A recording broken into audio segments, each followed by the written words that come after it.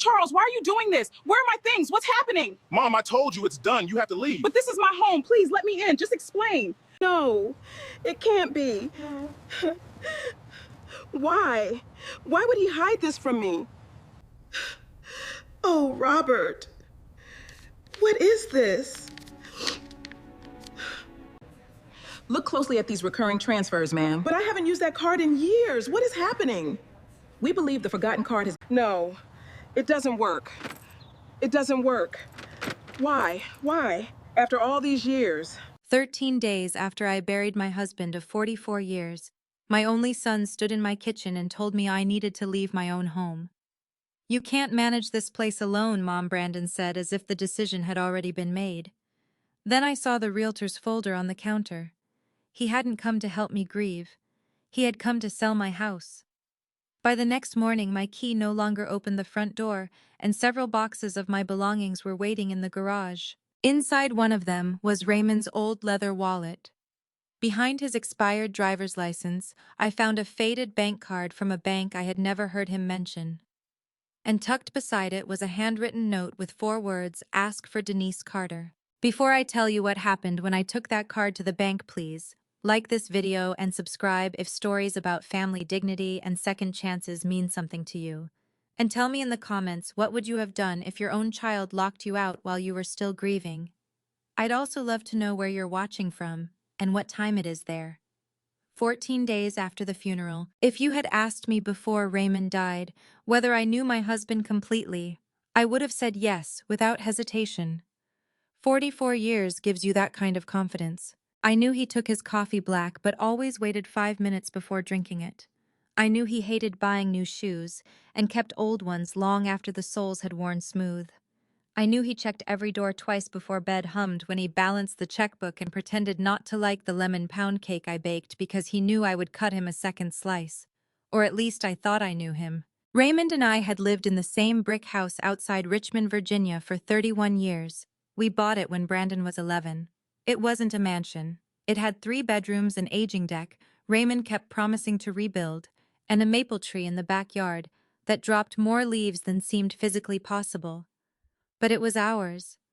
Every room held a piece of our marriage. The dining room still had a faint scratch in the hardwood from the Christmas Brandon received his first bicycle and insisted on riding it indoors. The kitchen cabinets were the ones Raymond and I painted ourselves one summer when we couldn't afford replacements. Upstairs, a pencil mark inside the hallway closet showed Brandon's height every birthday until he turned 16 and announced he was too old for such things. That house wasn't an investment to me. It was 44 years made visible. Raymond died on a Tuesday morning. Nothing about that sentence became easier no matter how many times I had to say it. He had complained of indigestion the night before. I told him we should call the doctor. He smiled, patted my hand, and said he'd probably eaten too much chili at dinner. At 5:17 the next morning, I woke to a sound I had never heard from him before. By 7:03, I was sitting beneath fluorescent lights at St. Mary's Hospital, while a doctor half my age told me they had done everything they could. There are moments when the world doesn't shatter loudly. It simply stops making sense. I remember staring at the doctor's mouth moving while thinking about Raymond's coffee mug sitting beside the sink. I had forgotten to wash it. That stupid thought became the only thing my mind could hold. Brandon arrived at the hospital 40 minutes later. He wrapped both arms around me. "I've got you, Mom." For several days I believed him. Brandon handled things I couldn't bring myself to touch. He called the funeral home.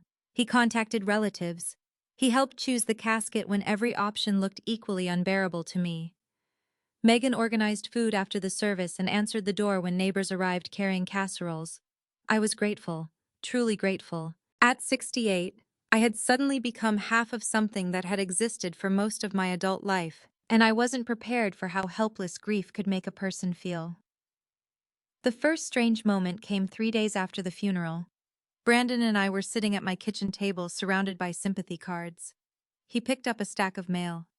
"Do you know how much is left on the mortgage?" I looked at him. "The mortgage?" "Yeah, on the house." "There isn't one." His eyebrows lifted. "Dad paid it off. We paid it off 9 years ago." "Oh." He nodded slowly. "I didn't think much about it. Then he asked, "Whose name is on the deed?" I put down the card I was holding. "Mine and your father's." "Right, but how?" "What do you mean, how?" "Like joint tenancy, tenants by entirety. Something else." That surprised me. "I don't remember the legal wording, Brandon." He leaned back. "I'm just trying to make sure everything's clean." Clean. It was such an odd word for a house where my husband's jacket was still hanging by the back door. "Henry at the funeral home said probate can get complicated," he added quickly. I nodded because I didn't have the strength to argue about something I barely understood. The next day he wanted to know about Raymond's life insurance, then my retirement savings, then whether Raymond had any investment accounts, then whether we'd updated our wills. Each question by itself could have been reasonable.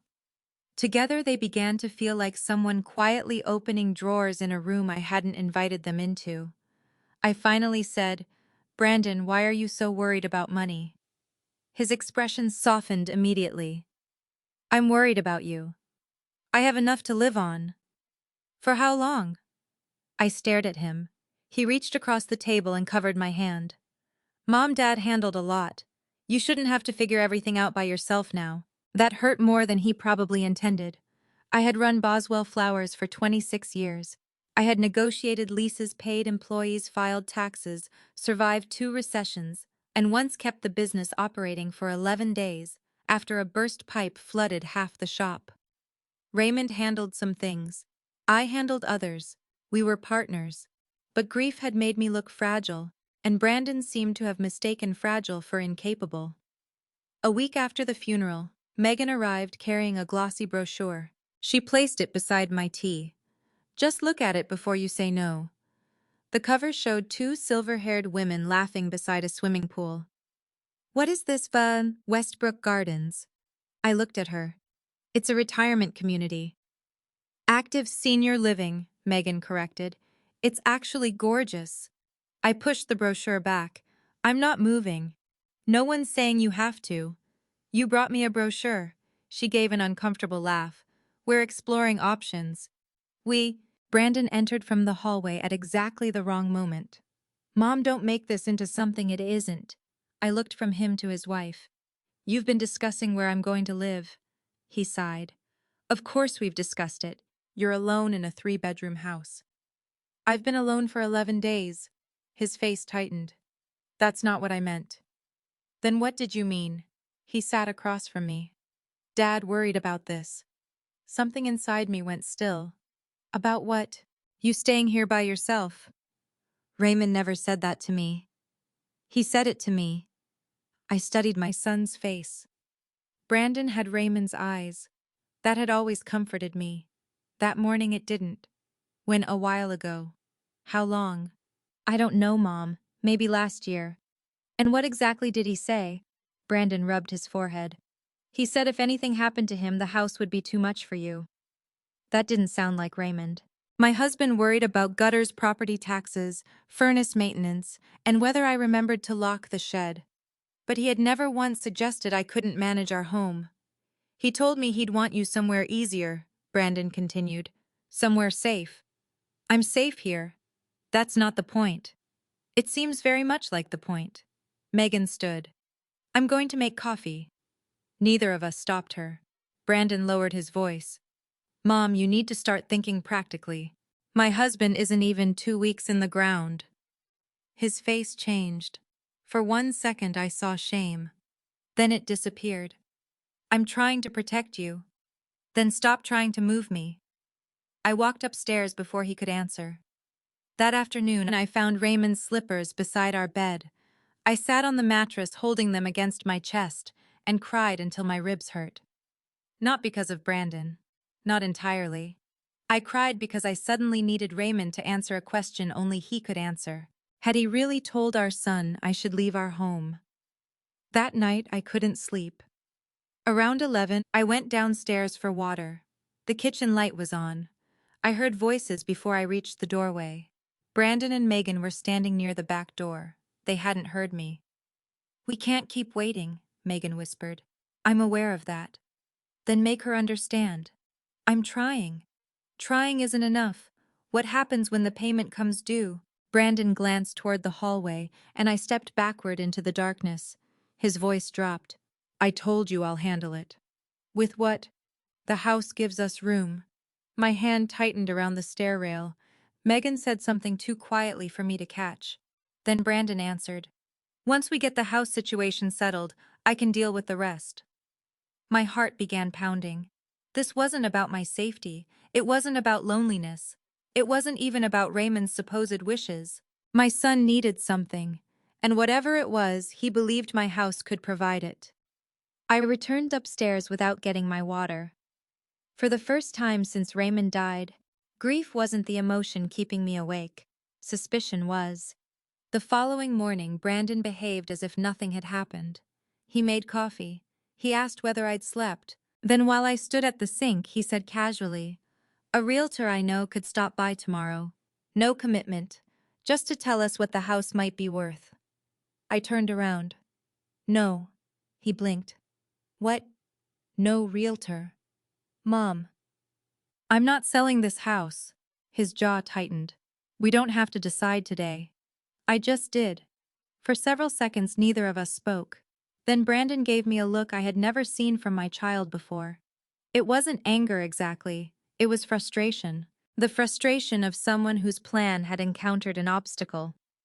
And I was beginning to understand that the obstacle was me. What I didn't know yet was how far my son had already gone, or how much money he believed was waiting on the other side of my surrender. The house he already thought was his. The realtor arrived the next morning at 10:15. I knew the exact time because I was standing at the kitchen sink, staring at the clock above the pantry door when a silver SUV pulled into my driveway. For one foolish second, I thought Brandon had invited a friend. Then a woman stepped out carrying a leather portfolio and a laser measuring device. She looked up at my house the way people look at something they're considering buying. My stomach tightened. Brandon came down the stairs, buttoning his shirt. "You're up early," he said. "Who is that?" He glanced toward the window. "That's Lisa." "Lisa who?" "The realtor I mentioned." I stared at him. "I told you no." "Mom, she's only doing a valuation." "I told you no." Before he could answer, the doorbell rang. Brandon walked toward the front door. I stepped in front of him. "Don't open that door." His face hardened. "You're being unreasonable. This is my home, and I'm trying to help you understand what your options are." "I understand my options perfectly well. I'm staying." The bell rang again. Brandon lowered his voice. "She's already here. Don't embarrass me." That sentence did something to me. Not because it was cruel, because it revealed whose discomfort mattered most to him. I moved aside. "Fine." Relief crossed his face. "But I'm going with you." He frowned. "Why?" "Because apparently we're valuing my house." The realtor introduced herself as Lisa Garner. She seemed pleasant enough, and when Brandon told her I was his mother, something uncertain flickered across her face. "It's lovely to meet you, Mrs. Boswell," she said. "Charlene is fine." She opened her portfolio. "Brandon told me you're considering downsizing." "I'm not." Silence. Lisa looked at Brandon. He gave a little laugh. "Mom's still processing everything." My cheeks burned. "There's nothing to process. I am not selling." Lisa closed the portfolio halfway. "I certainly don't want to intrude." "You aren't the one intruding." Brandon's eyes flashed. "Mom." "No. You brought this woman into my house after I specifically told you not to." Lisa cleared her throat. "I can come back another time." Brandon shook his head. "You're here. Let's at least get the numbers." And somehow, despite everything I had said, she stayed. I followed them from room to room. Lisa measured walls. She photographed windows. She examined the hardwood floors and asked about the roof. Every click of her camera felt invasive. In the dining room, she pointed toward the floor. "Original hardwood." "Yes," I said. There was a shallow scratch beneath the table. I remembered Brandon at 11 years old riding his new bicycle through that room on Christmas morning while Raymond shouted that bicycles belonged outside. I almost laughed at the memory. Then Lisa said, "Floors could probably be refinished before listing." Before listing. My memory disappeared. Upstairs, she stepped into my bedroom. No. Both of them turned. Please don't photograph this room. Lisa immediately lowered her phone. Of course. Brandon sighed. Mom, buyers need to see. There are no buyers. I looked at him. And your father's things are still in here. Raymond's watch rested on the dresser. His reading glasses were beside the bed. His navy sweater was folded over the chair because I still hadn't found the courage to put it away. Lisa looked embarrassed. I think I have enough. She left 20 minutes later. Brandon walked her to the driveway. I watched through the window as they talked beside her SUV. She handed him something. He folded it and slipped it into his pocket. When he returned, I was waiting. What did she give you? Nothing. Brandon. Preliminary numbers. For the house I'm not selling. He exhaled. Do you know what this place could be worth? I don't care. You should. I care what it means to me. Sentimental value doesn't pay taxes. I stared at him. My taxes are paid. That's not the point. Then tell me the point. He looked away. That was when I knew there was one. Over the next 2 days, Brandon became increasingly comfortable making decisions that weren't his. I found 3 boxes in Raymond's study labeled, Keep, Donate, and Sell. At first I thought Megan had brought them in. Then I saw Brandon placing Raymond's old drafting tools into the sell box. What are you doing? He looked up. Organizing. Put those back. Mom, Dad hasn't used these in years. They were his. Exactly. The word hit me strangely. Were. Past tense. Finished. Disposable. I picked up Raymond's metal drafting compass. He had owned it since before Brandon was born. Once when Brandon was 8, Raymond used that same compass to help him draw a solar system for a school project. You don't get to decide what happens to his things. Brandon stood. Someone has to. I do. Mom, you're keeping everything. It's been 2 weeks. I know, but eventually. Stop saying eventually. He stared at me. Why? Because every time you say it, you're talking about my life as though you're waiting for it to move out of your way. His expression changed. For a moment, neither of us spoke. Then he pushed the cell box aside. Fine. But it wasn't fine. That evening, he placed a document beside my dinner plate. What is this power of attorney? I looked up. For what? So I can help manage things. I haven't asked you to manage anything. It's just practical. I read the first page. The legal language made my head hurt, but I understood enough. The document would give Brandon broad authority to handle financial matters on my behalf. I pushed it back. No. Mom, don't react emotionally. I'm not reacting emotionally. You're overwhelmed. I am grieving. Those are not the same thing. He rubbed his temples. If something happens. Something already happened. Your father died. I didn't. His face went still. I had never spoken to him like that. Neither had I ever needed to. He picked up the document. Think about it. I already have. The next afternoon I heard voices in the living room. Lisa had returned. This time she hadn't rung the bell. Brandon must have let her in. I stopped in the hallway. She was showing him comparable sales on a tablet. If you list around 725, you could generate multiple offers, she said. How quickly could we close? Depends on financing. Cash buyer maybe 3 weeks. My pulse jumped. 3 weeks. Not someday. Not eventually. 3 weeks. Lisa noticed me first. Oh, Charlene. Brandon turned. I looked at him. Why is she here again? Lisa stood immediately. I was just dropping off the market analysis. Brandon said, There's no reason to make this dramatic. I walked to the coffee table and picked up the printed report. At the top were the words, Proposed Listing Strategy. Below that was my address, my home, my life, reduced to square footage bedrooms, and estimated market value. Then I saw something handwritten in the margin. Target listing ASAP after ownership clearance. I looked at Brandon. What does ownership clearance mean? He didn't answer. Lisa looked uncomfortable. I think I should go. This time I didn't stop her. When the door closed, I held up the report. Tell me what's happening. Nothing is happening. Stop lying to me. I'm not lying. You told that woman this house would be available. I said it might be. You asked how quickly you could close. Because I need information. For what? He turned away. I followed him. Brandon. Mom, please. No. You have asked about the deed insurance, my savings, and my will. You brought a realtor here twice. You tried to get me to sign power of attorney. Now you're planning how quickly my house can be sold. He spun around. Because I don't have time. The words exploded out of him. Silence followed. I stared at my son. What do you mean? His shoulders dropped. He walked to the window. For several seconds he said nothing. Then he whispered, "The Chesterfield project went bad." I knew about the project. Brandon and two partners had bought several properties south of Richmond. He had talked about turning them into upscale townhomes. How bad? He laughed without humor. Bad. How much do you owe? It's complicated. How much? He turned toward me. I have loans coming due. How much, Brandon? Enough. My stomach sank. Does Megan know? Of course she knows. Is that what I heard you talking about? His eyes narrowed. When? The other night. He looked away. That was answer enough.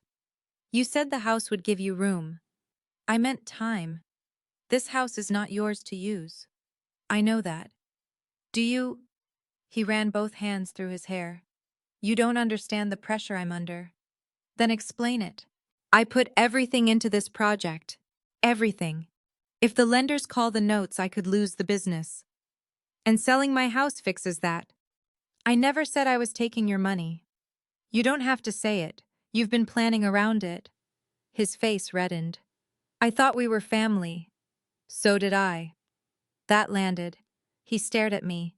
Then something changed in his expression. Defensiveness hardened into resentment.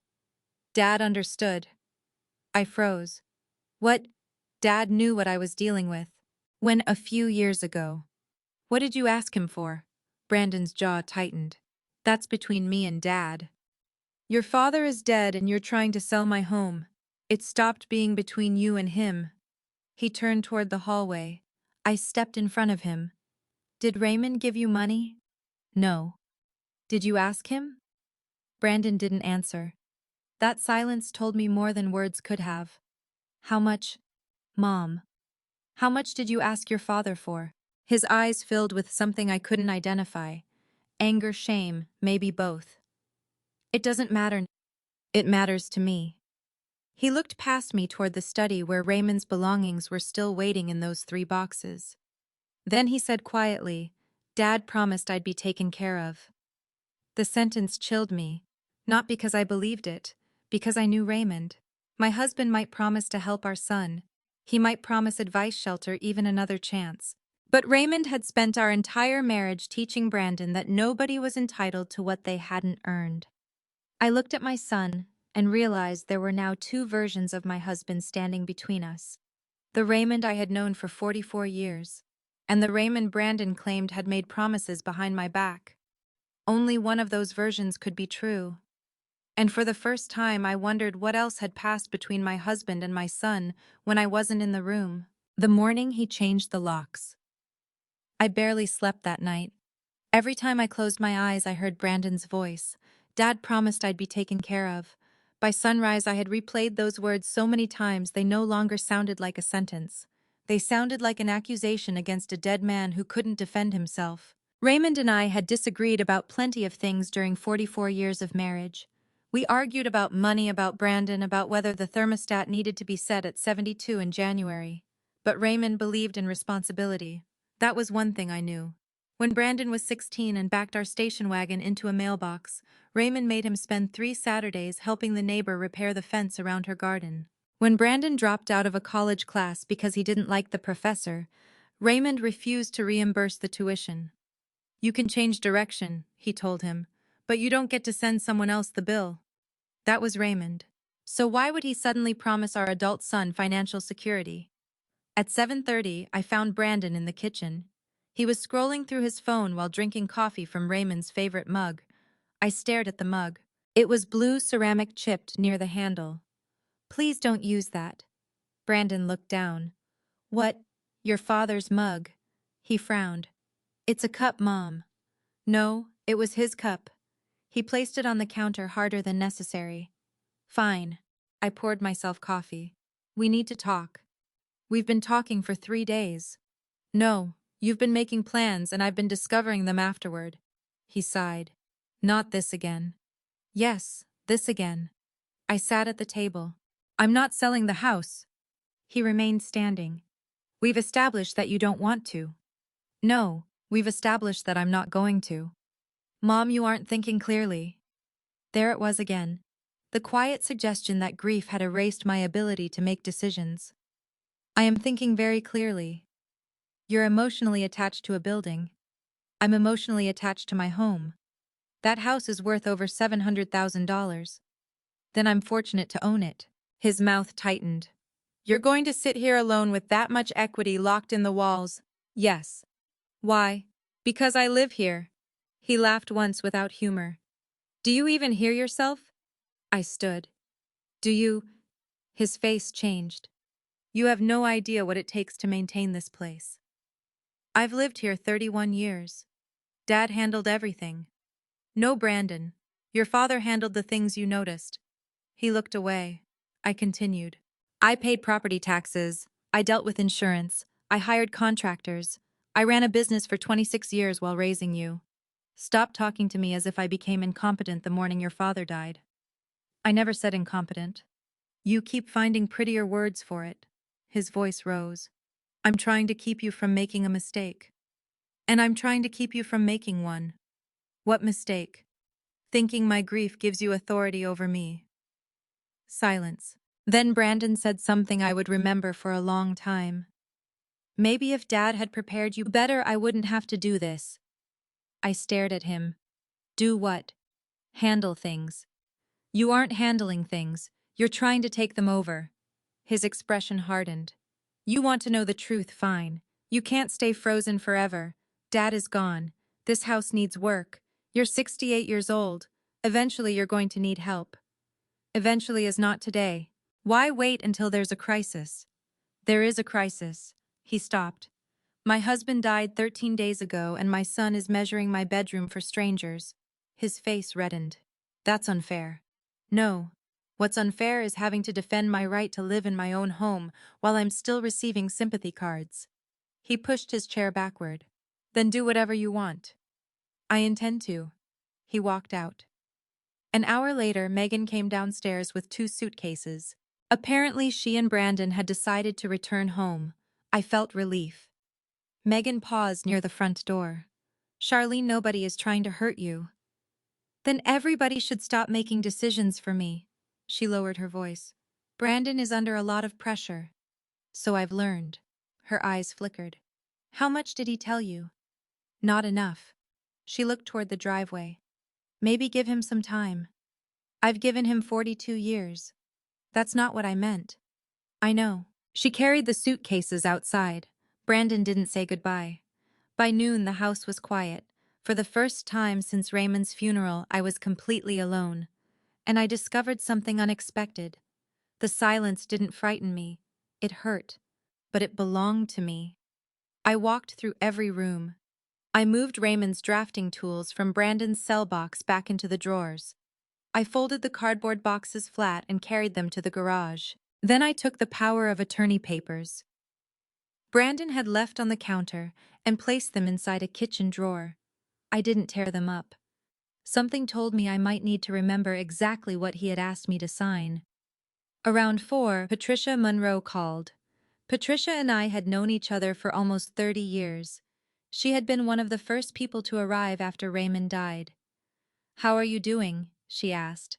I laughed weakly. "Do you want the polite answer?" "Absolutely not." So I told her. Not everything, but enough.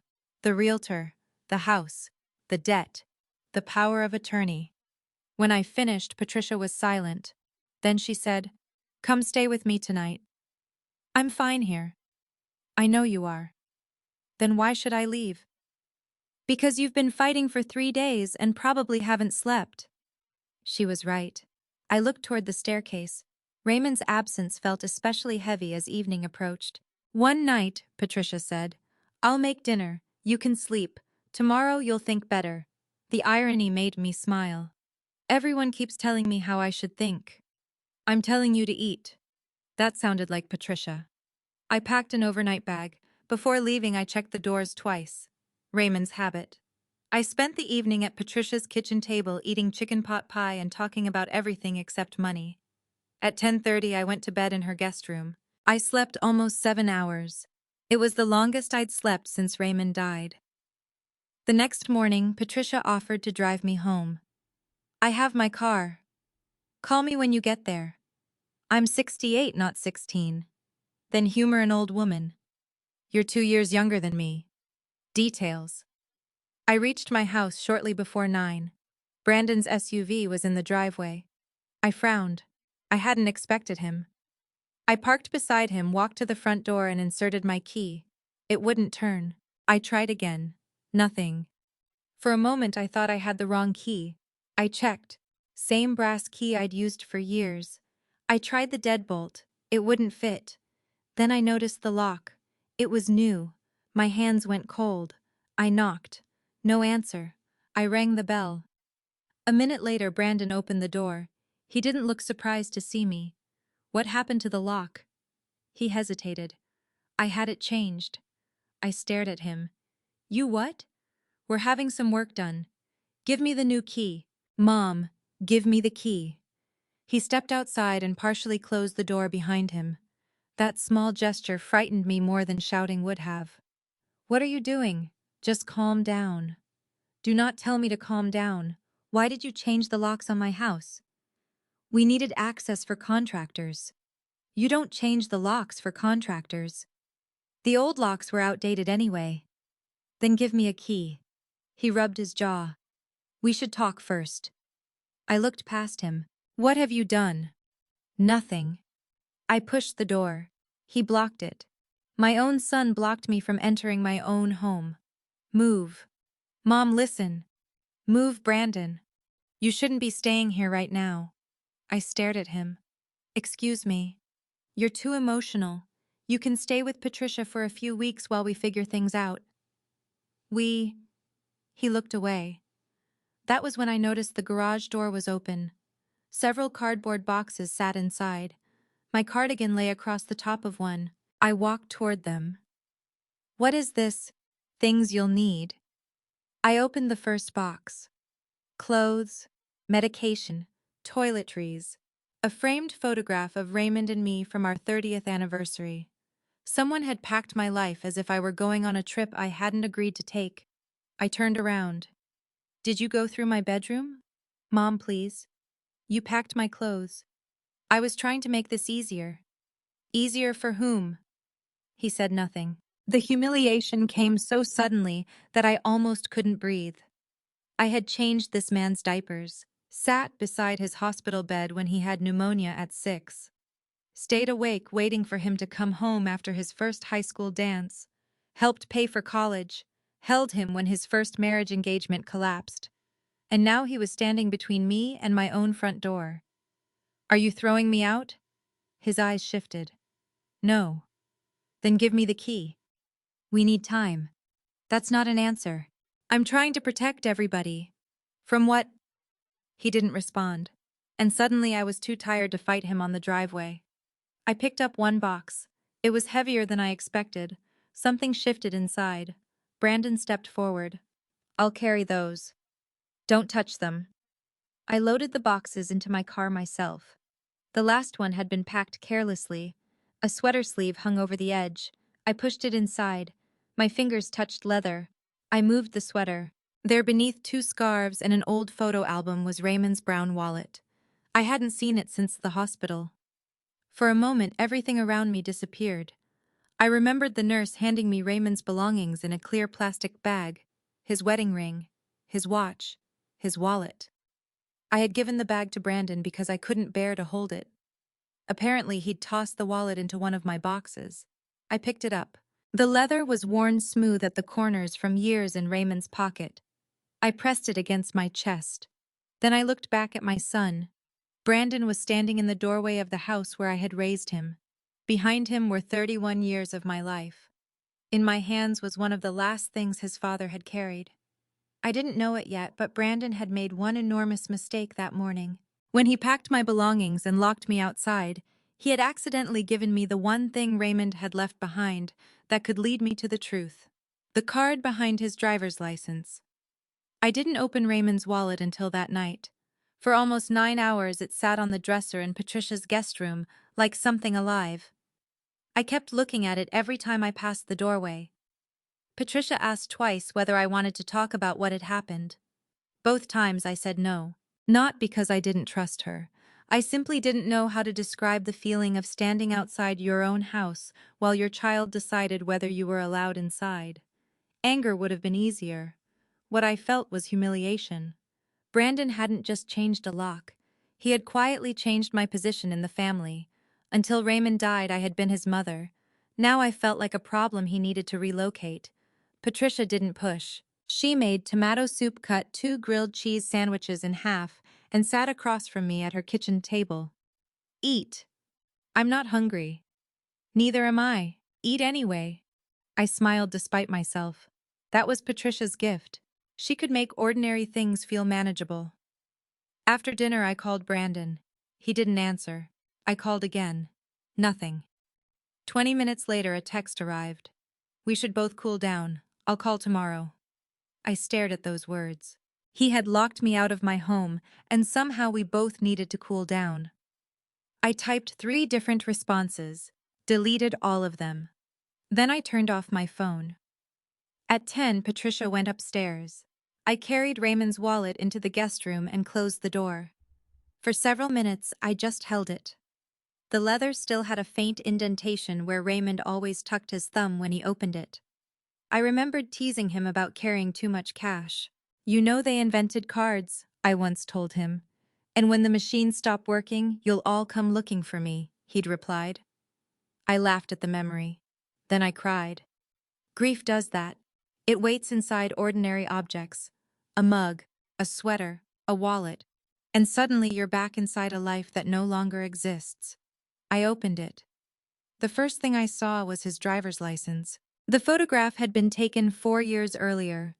Raymond hated it because the clerk had caught him halfway through a blink. Behind it were his health insurance card, an old hardware store rewards card, and 2 credit cards I recognized. There was also a folded $20 bill. Of course, I whispered. Emergency cash. Raymond always carried emergency cash. I almost closed the wallet. Then I noticed another card tucked behind the driver's license. Only one corner was visible. I pulled it free. It was dark blue and slightly faded. Commonwealth Heritage Bank. I frowned. I had never heard Raymond mention that bank. Our checking and savings accounts had been with Virginia Community Credit Union for more than 20 years. Our retirement accounts were elsewhere, but I knew those institutions too. This was different. The card had Raymond's name embossed across the front. Raymond J. Boswell. I turned it over. It was a debit card, expired nearly 3 years earlier. My first thought was almost embarrassingly ordinary. Maybe he'd opened an account years ago and forgotten to close it. Then I noticed a small piece of paper wedged into the slot behind the card. I pulled it out. It had been folded twice. 4 words were written in Raymond's unmistakable block handwriting. Ask for Denise Carter. I read them again, then a third time. There was no phone number, no explanation, just a name. I sat on the edge of the bed. Who is Denise Carter? The room, of course, offered nothing. For the first time since Raymond's death, my grief shifted into something else. Curiosity, then suspicion. Raymond and I had never shared every detail of every day, but financially I believed we had no secrets. We filed taxes together. We discussed major purchases. I knew what his pension paid each month. I knew what we had in retirement accounts. At least I thought I did. So why did my husband have a debit card from a bank I'd never heard of? And why had he hidden a woman's name behind it? For one uncomfortable second, another possibility entered my mind. I hated myself for thinking it. Could Denise Carter have been someone Raymond knew personally? I pushed the thought away. Not because Raymond was incapable of disappointing me. Marriage teaches you that nobody is incapable of anything. But the note didn't feel romantic. It felt instructional. Ask for Denise Carter. Not call Denise. Not tell Denise. Ask for. Like directions. I barely slept. At 7 the next morning, I searched the bank on my laptop. Commonwealth Heritage Bank had several branches around Richmond. One was less than 20 minutes away. I searched Denise Carter. Nothing useful appeared. At 8:30, I dressed in navy slacks, a cream blouse, and the pearl earrings Raymond had given me for our 40th anniversary. I don't know why I dressed carefully. Maybe because the previous morning my son had made me feel powerless. I wanted to look like myself again. Patricia was pouring coffee when I came downstairs. "You're dressed like you're going somewhere important." "I might be." I showed her the card. She examined it. "Raymond's." I nodded. "Do you know this bank?" "No." Then I showed her the note. Patricia looked at me. "Who is Denise Carter?" "That's what I'm going to find out." Her eyebrows rose. "Do you want company?" "No." "You sure?" "Yes." This was between Raymond and me. Even if Raymond wasn't here anymore, the bank occupied a brick building near a shopping center in western Richmond. I sat in my car for several minutes before going inside. The card felt strangely heavy in my purse. A young man at the reception desk smiled. "Good morning. How can I help you?" "I'm looking for Denise Carter." "Do you have an appointment?" "No." "May I ask what it's regarding?" I hesitated. "My husband. He typed something." "What's your husband's name?" "Raymond Boswell." The young man's fingers stopped. It was brief. Maybe I imagined it. "One moment, please." He disappeared through a glass door. A few minutes later, a black woman with short, silver-streaked hair came toward me. She looked to be in her early 60s. "Mrs. Boswell." "Yes." "I'm Denise Carter." Her voice was warm but professional. She extended her hand. When I said Raymond's name, something changed in her expression. Not surprise, recognition. "I'm very sorry for your loss," she said. My throat tightened. "You knew my husband." "I knew him through the bank." "For how long?" She paused. "Why don't we speak privately?" She led me into a small office. I sat across from her desk and removed the old debit card from my purse. The moment she saw it, Denise became very still. "Where did you get that?" "It was in Raymond's wallet." She picked it up carefully. "Do you know what account this belongs to?" "No. That's why I'm here." Denise looked at her computer, then back at me. "I need to be careful about what I can disclose. I'm his wife." "I understand. But banking regulations don't disappear when someone passes away." My frustration rose. "My son has locked me out of my house.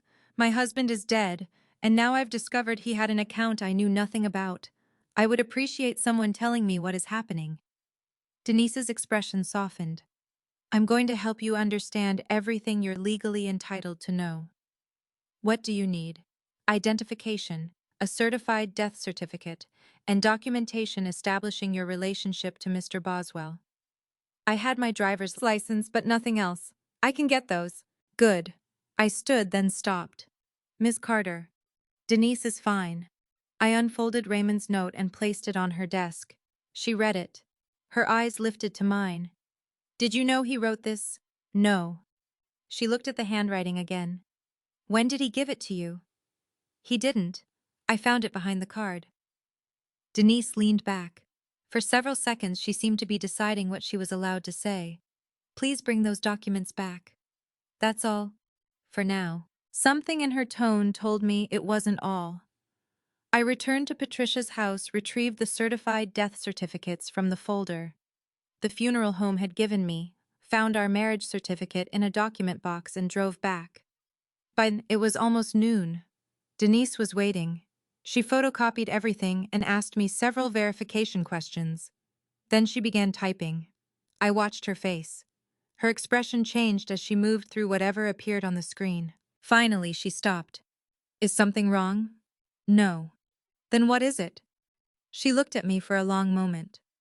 "Mrs. Boswell, before we discuss the account, there's something I think you should understand."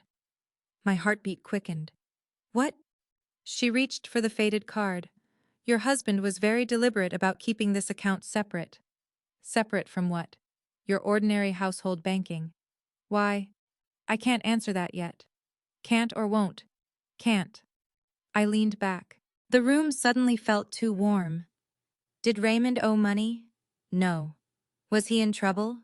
Not that I'm aware of. Then why would he hide a bank account from his wife? Denise folded her hands. I don't believe he was hiding it from you in the way you're imagining. That caught me. What way am I imagining? That he didn't want you to find it. She slid the card back across the desk. I looked down at Raymond's name. Then why didn't he tell me? Denise's expression softened. I can't speak for your husband. She paused. But I can tell you something he said to me. I looked up. Denise glanced toward the closed office door, then back at me. The last time Raymond came into this branch, he asked whether I planned to retire anytime soon. Despite myself, I almost smiled. That sounds like him. I told him I had no immediate plans. What did he say? She took a breath. He said good, because Charlene may need someone she can trust when she finally comes looking. The room went silent. I stared at her. When was this? About 8 months ago. 8 months. Raymond had been healthy 8 months ago. Still mowing the lawn. Still complaining about grocery prices. Still sitting beside me every evening watching the news. My fingers closed around the bank card. He knew I would come here. Denise shook her head slowly. I don't know what Raymond knew. Then she looked directly into my eyes. But he told me you might walk through that door one day carrying this card. A chill moved through me. Until that moment, I had thought I'd stumbled onto something Raymond had forgotten. Now I understood the opposite might be true. The card hadn't been forgotten at all. Raymond had left it where somehow he believed I would eventually find it. And suddenly the question wasn't why my husband had hidden a bank account from me. It was what he had been waiting for me to discover. The account with almost nothing in it. For several seconds after Denise told me Raymond had expected me to come looking, I couldn't speak. I kept staring at the faded debit card between my fingers. 8 months earlier, my husband had walked into that bank while he was still healthy, still driving himself to the hardware store, still arguing with me about whether we needed to replace the dishwasher. And he had mentioned me. Not casually, deliberately. Charlene may need someone she can trust when she finally comes looking. The words disturbed me more than the secret account itself.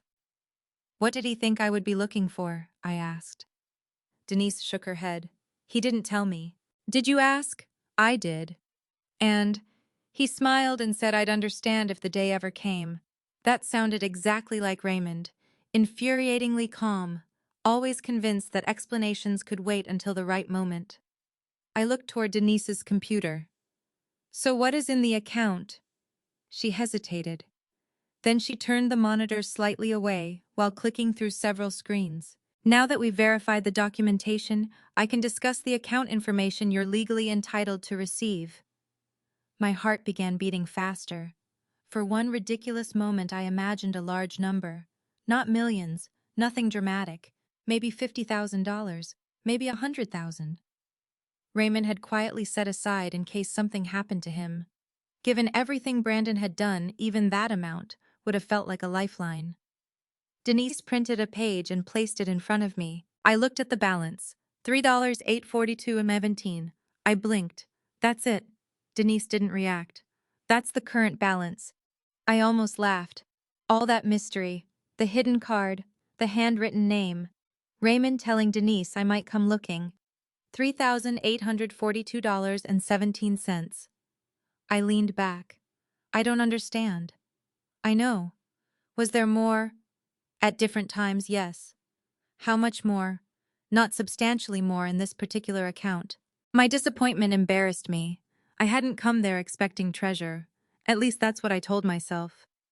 But somewhere between Patricia's guest room and Denise's office, I had started hoping Raymond had left me something that would make Brandon powerless. Not because I wanted to punish my son, because I was tired of feeling dependent on everyone else's decisions. I folded my hands. Then why did Raymond care whether I found this account? Denise turned the statement toward herself. I think the balance is the least important thing here. I looked up. What do you mean? This account has unusual activity.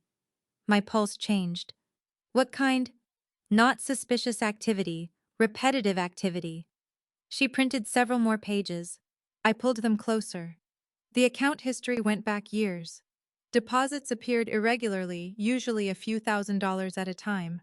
But every 3 months, almost like clockwork, a payment left the account. $1,250. $1,250. $1,250. Again and again. The recipient was the same. Whittaker Fiduciary Services. What is that? Denise shook her head. I can't tell you what services they provided your husband. But you know who they are. I know of them. What do they do? They're associated with estate administration and fiduciary services. I stared at the statements. Estate administration. Trusts, certain financial structures, administrative services, things of that nature. The word trust landed differently after everything Brandon had said about inheritance. Did Raymond have a trust? Denise folded her hands. That isn't information I can confirm from this bank account. But these payments went there. Yes. How long? She scrolled. At least 8 years through this account. 8 years. I felt as if someone had removed the floor beneath my chair. Raymond was paying these people for 8 years, quarterly. And I never knew. Denise didn't answer. I ran my finger down the transactions. Every 3 months. Regular, intentional. This wasn't a forgotten account. It was an account with a job. What were the deposits? Mostly transfers. From where? Some originated from an outside institution. Which one? She gave me the name. I didn't recognize it. Can I access that account? Not through us. Is it still open? I can't know that. I rubbed my forehead. Every answer seemed to create 2 new questions. Denise was my husband, living some kind of second financial life. Her expression softened. I wouldn't characterize it that way. How would you characterize it? As a man who kept certain financial arrangements separate from his wife. Yes. That hurt. I looked down. Raymond and I had shared 44 years. Had I mistaken familiarity for complete knowledge? Denise seemed to sense what I was thinking. Charlene, may I say something? I nodded.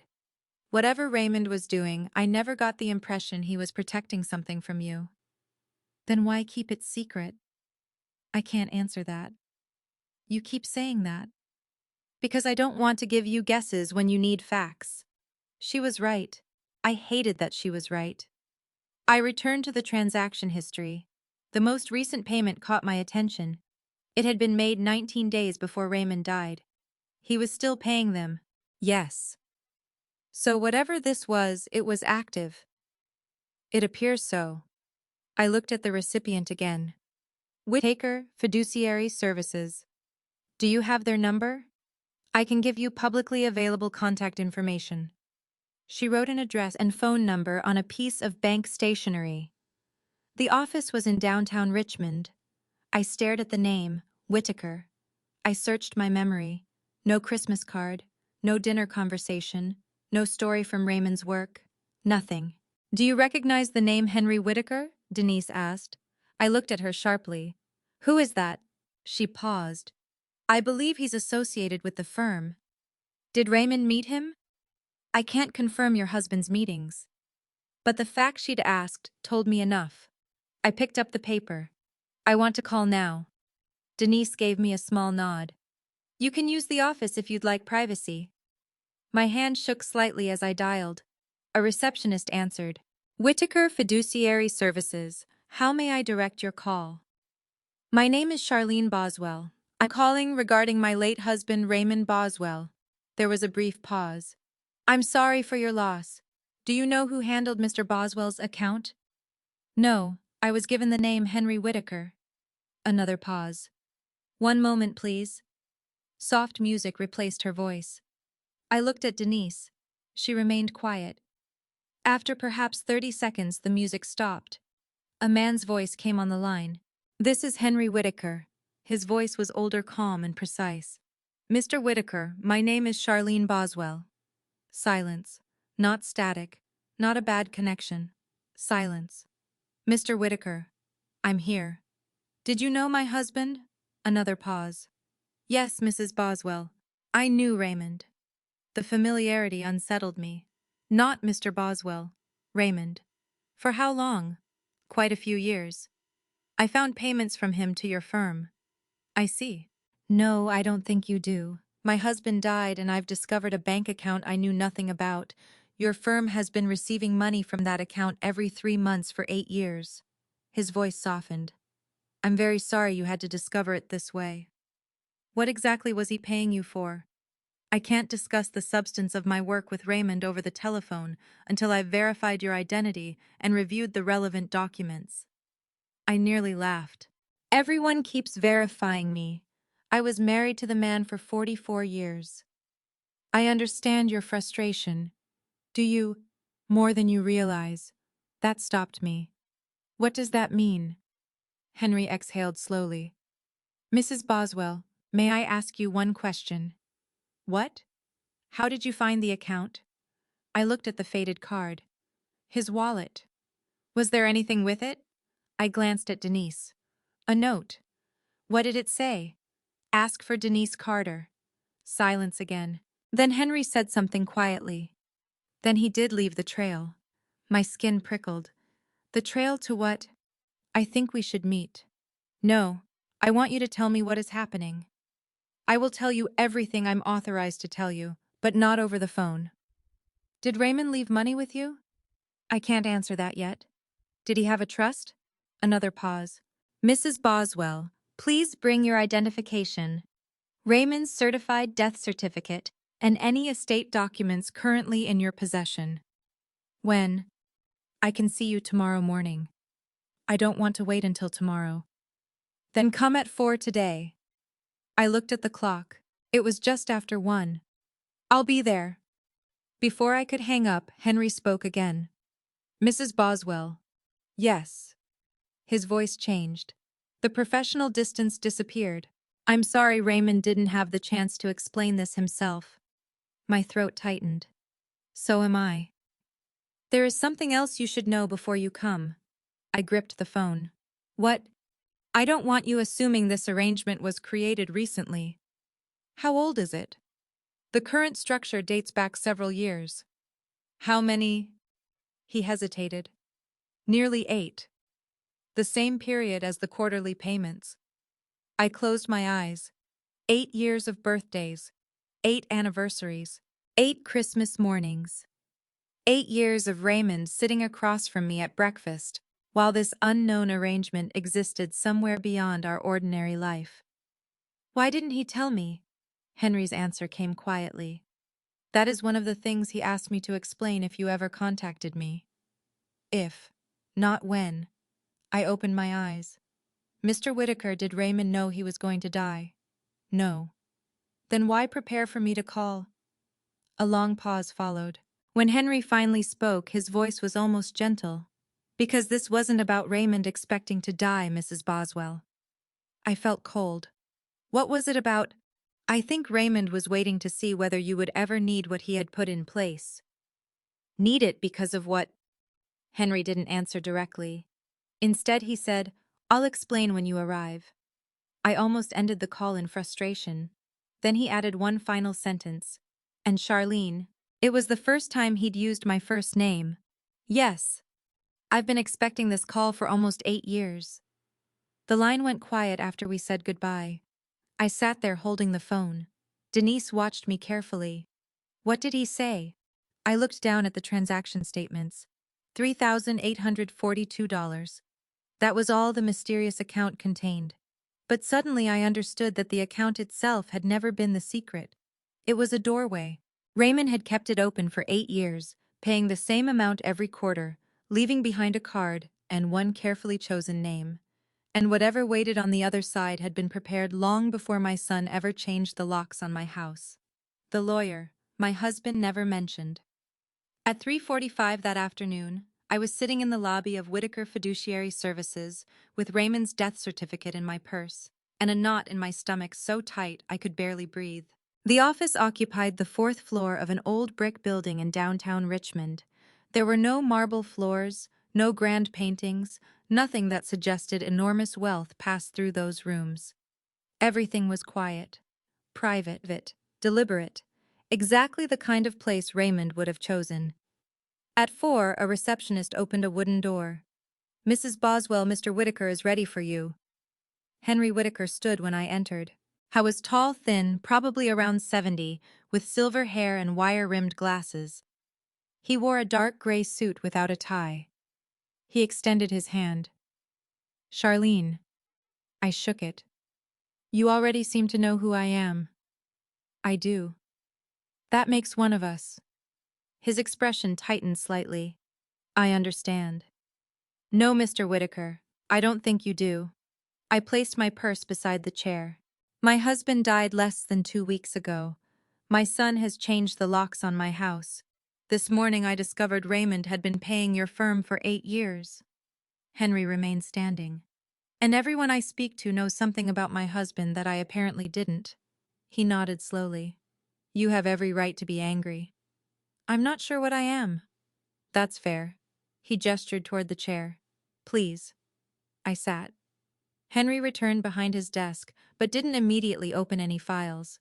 "Before we discuss Raymond's affairs, I need to verify several things." I almost laughed. "Of course you do. I know you've already done this at the bank.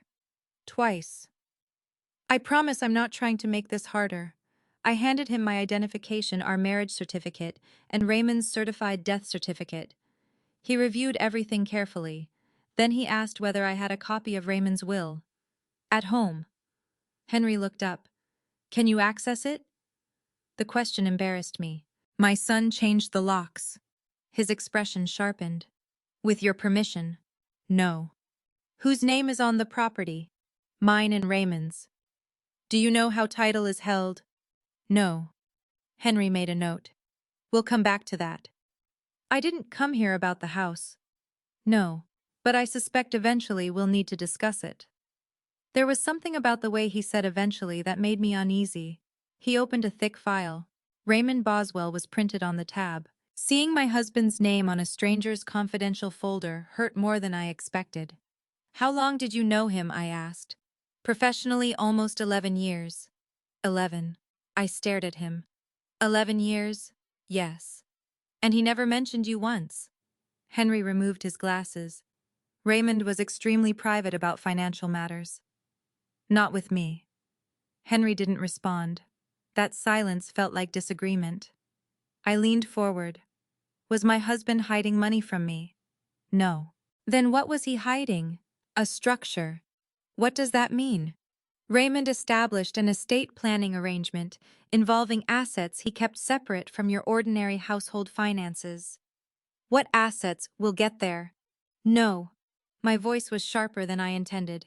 I have spent all day hearing that. We'll get there. Not yet. Bring another document. Verify another identity. Raymond was my husband. I need somebody to start telling me the truth. Henry studied me for a moment. Then he closed the file. You're right. I waited. Raymond created a trust. The word felt strangely small. What kind of trust? A private trust, designed primarily for your benefit and protection. I blinked. My protection from what? Henry didn't answer immediately. Before I explained that Raymond instructed me to give you something if you ever came here under these circumstances. He unlocked a drawer. From inside, he removed a cream-colored envelope. My name was written across the front. Charlene. Raymond's handwriting. My breath caught. I didn't reach for it. When did he write that? 6 years ago. My eyes filled instantly. Did he change it later? No. Did he know you kept it? He gave it to me for exactly this purpose. My fingers trembled as I took the envelope. For a moment I couldn't open it. The last note Raymond had written me before his death had been stuck to the refrigerator. Pick up milk. Love you. I still had it in my purse. Now I was holding words he had written 6 years earlier, for a future he apparently imagined without himself in it. I broke the seal. Charlene. If you're reading this, then I am probably not sitting beside you to explain it, and for that I am sorry. I stopped. Henry looked away, giving me privacy. I continued. There are things I should have told you sooner. I didn't keep them from you because I didn't trust you. I kept them separate because I know your heart, and I know how quickly you will sacrifice your own security for someone you love. My vision blurred. That sounded like Raymond. Not elegant, not poetic, just painfully direct. I wiped my eyes and kept reading. What I put in place was never meant to change our life. Our life was already enough for me.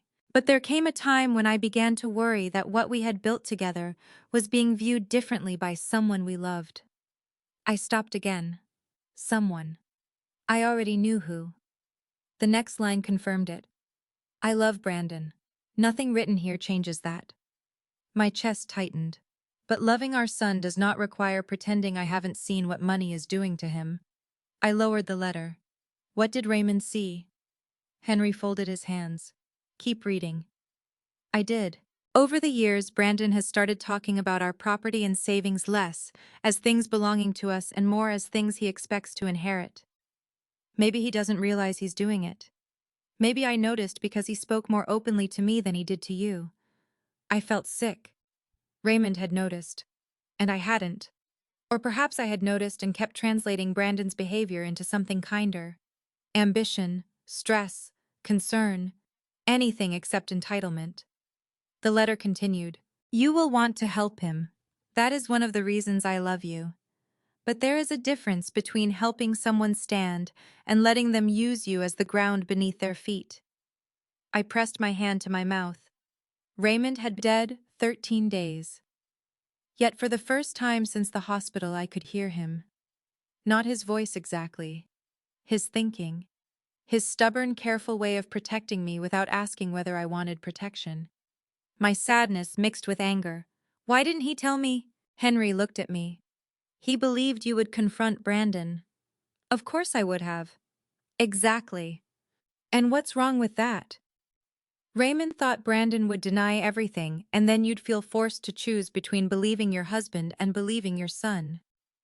He didn't have the right to make that decision for me. No. Henry said it immediately. That surprised me. No. Raymond was my client. He was also my friend. I respected him, but that doesn't mean every choice he made was perfect. I looked back at the letter. Then why help him hide this? I helped him establish a lawful estate plan. I also encouraged him more than once to tell you. That mattered. Not enough to remove the hurt, but enough to make Henry feel less like a conspirator. I finished the final paragraph. If this arrangement turns out to have been unnecessary, I will be grateful to have worried for nothing. But if the day comes when you feel pressured, cornered, or made to believe that loving your family requires surrendering your independence, I want you to have choices. Always choose with your own mind, Charlene. I have trusted it for 44 years. Love, Raymond. I folded the letter carefully. For several moments, the only sound in the room was the faint hum of the air conditioner. He wrote 44 years. Henry nodded. He revised that line when he gave me the final envelope. I laughed through my tears. Of course he did. Then something struck me. If this letter is 6 years old, why did you say you've been expecting my call for almost 8? Because the trust began earlier. The letter came later. What happened in between? Henry's expression changed. This was the part he'd been preparing to tell me. He opened the file again. Raymond first came to me because he had assets he wanted organized properly. At that point, his concern was ordinary estate planning. And then Brandon approached him. I sat straighter. About money. Yes. How much? We'll discuss the exact amount. Was this about his current business? No, it happened 3 years ago. That matched what Brandon had hinted at. What did he ask Raymond for? Henry removed another folder from the file. Before we get to the request itself, you need to understand something. What? Raymond didn't immediately refuse to help Brandon. That surprised me. He considered it very seriously. Then what changed? Brandon changed the request. I felt my stomach tighten. From what to what? Henry opened the folder. Inside were copies of emails and handwritten notes. He didn't give them to me yet. Your son originally asked his father for a private loan. How much? Henry met my eyes. $450,000. The number stunned me. 450,000? Yes, I almost stood. Raymond had that kind of money. Henry didn't answer. And suddenly I realized I had asked the wrong question. If Raymond had created a trust and maintained it for 8 years, then perhaps $450,000 wasn't the impossible number I thought it was. What happened? I asked. Raymond declined. Why? He reviewed the project and believed the risk was too high. I thought of Brandon's current failed development. Apparently, this pattern hadn't started recently. Did Brandon accept that? Henry's expression told me the answer. No. What did he do? He came back with another proposal. What proposal? Henry turned one document toward himself, confirming something. Then he looked at me. He asked Raymond to guarantee the loan instead. Using what? Henry paused. That pause frightened me. Your house. For a second, I genuinely didn't understand. My house. Brandon wanted Raymond to use your Richmond property as collateral. I stared at him. The house where we'd raised Brandon. The house Brandon had just tried to sell. My hands went cold. Did Raymond agree? No. Did he tell Brandon he couldn't because my name was on it? Among other reasons. I felt anger rising. Then why didn't Raymond tell me? Because of what Brandon said when Raymond refused. I stopped.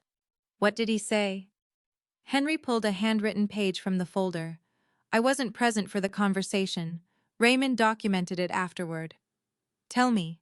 Henry hesitated. Charlene, tell me. He looked directly at me.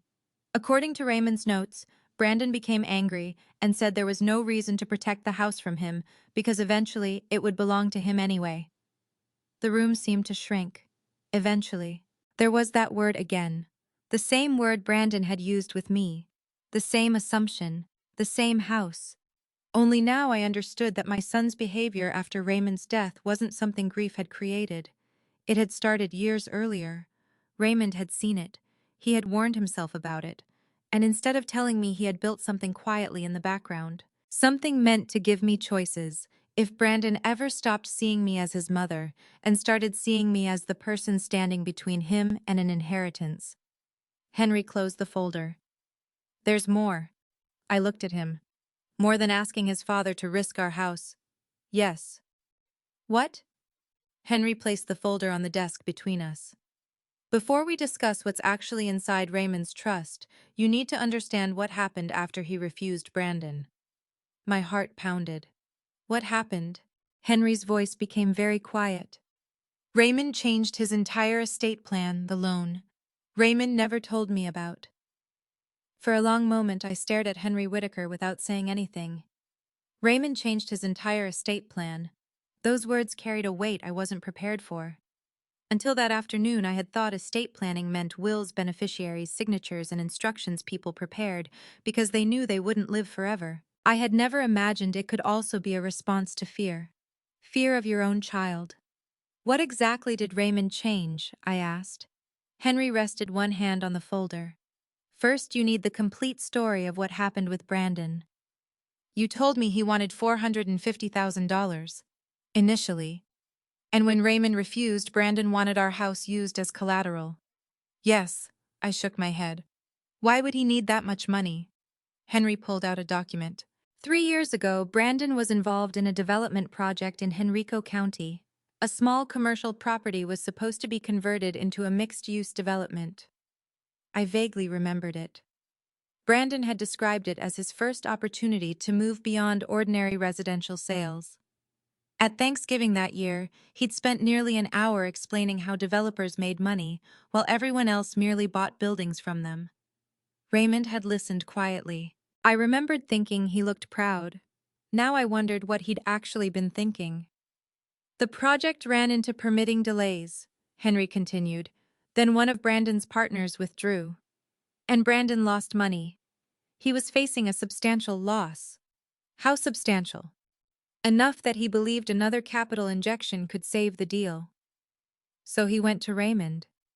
Yes. Why not me? Henry's expression softened. I think you know. Because I would have asked questions. Because $450,000 wasn't an amount you casually requested over coffee, and perhaps because Brandon suspected I didn't know his father had access to that kind of money. I leaned forward. Did Brandon know about the trust? No. Then why ask Raymond for nearly $500,000? Raymond had helped him financially before. My heart sank. How much? Smaller amounts, nothing remotely comparable.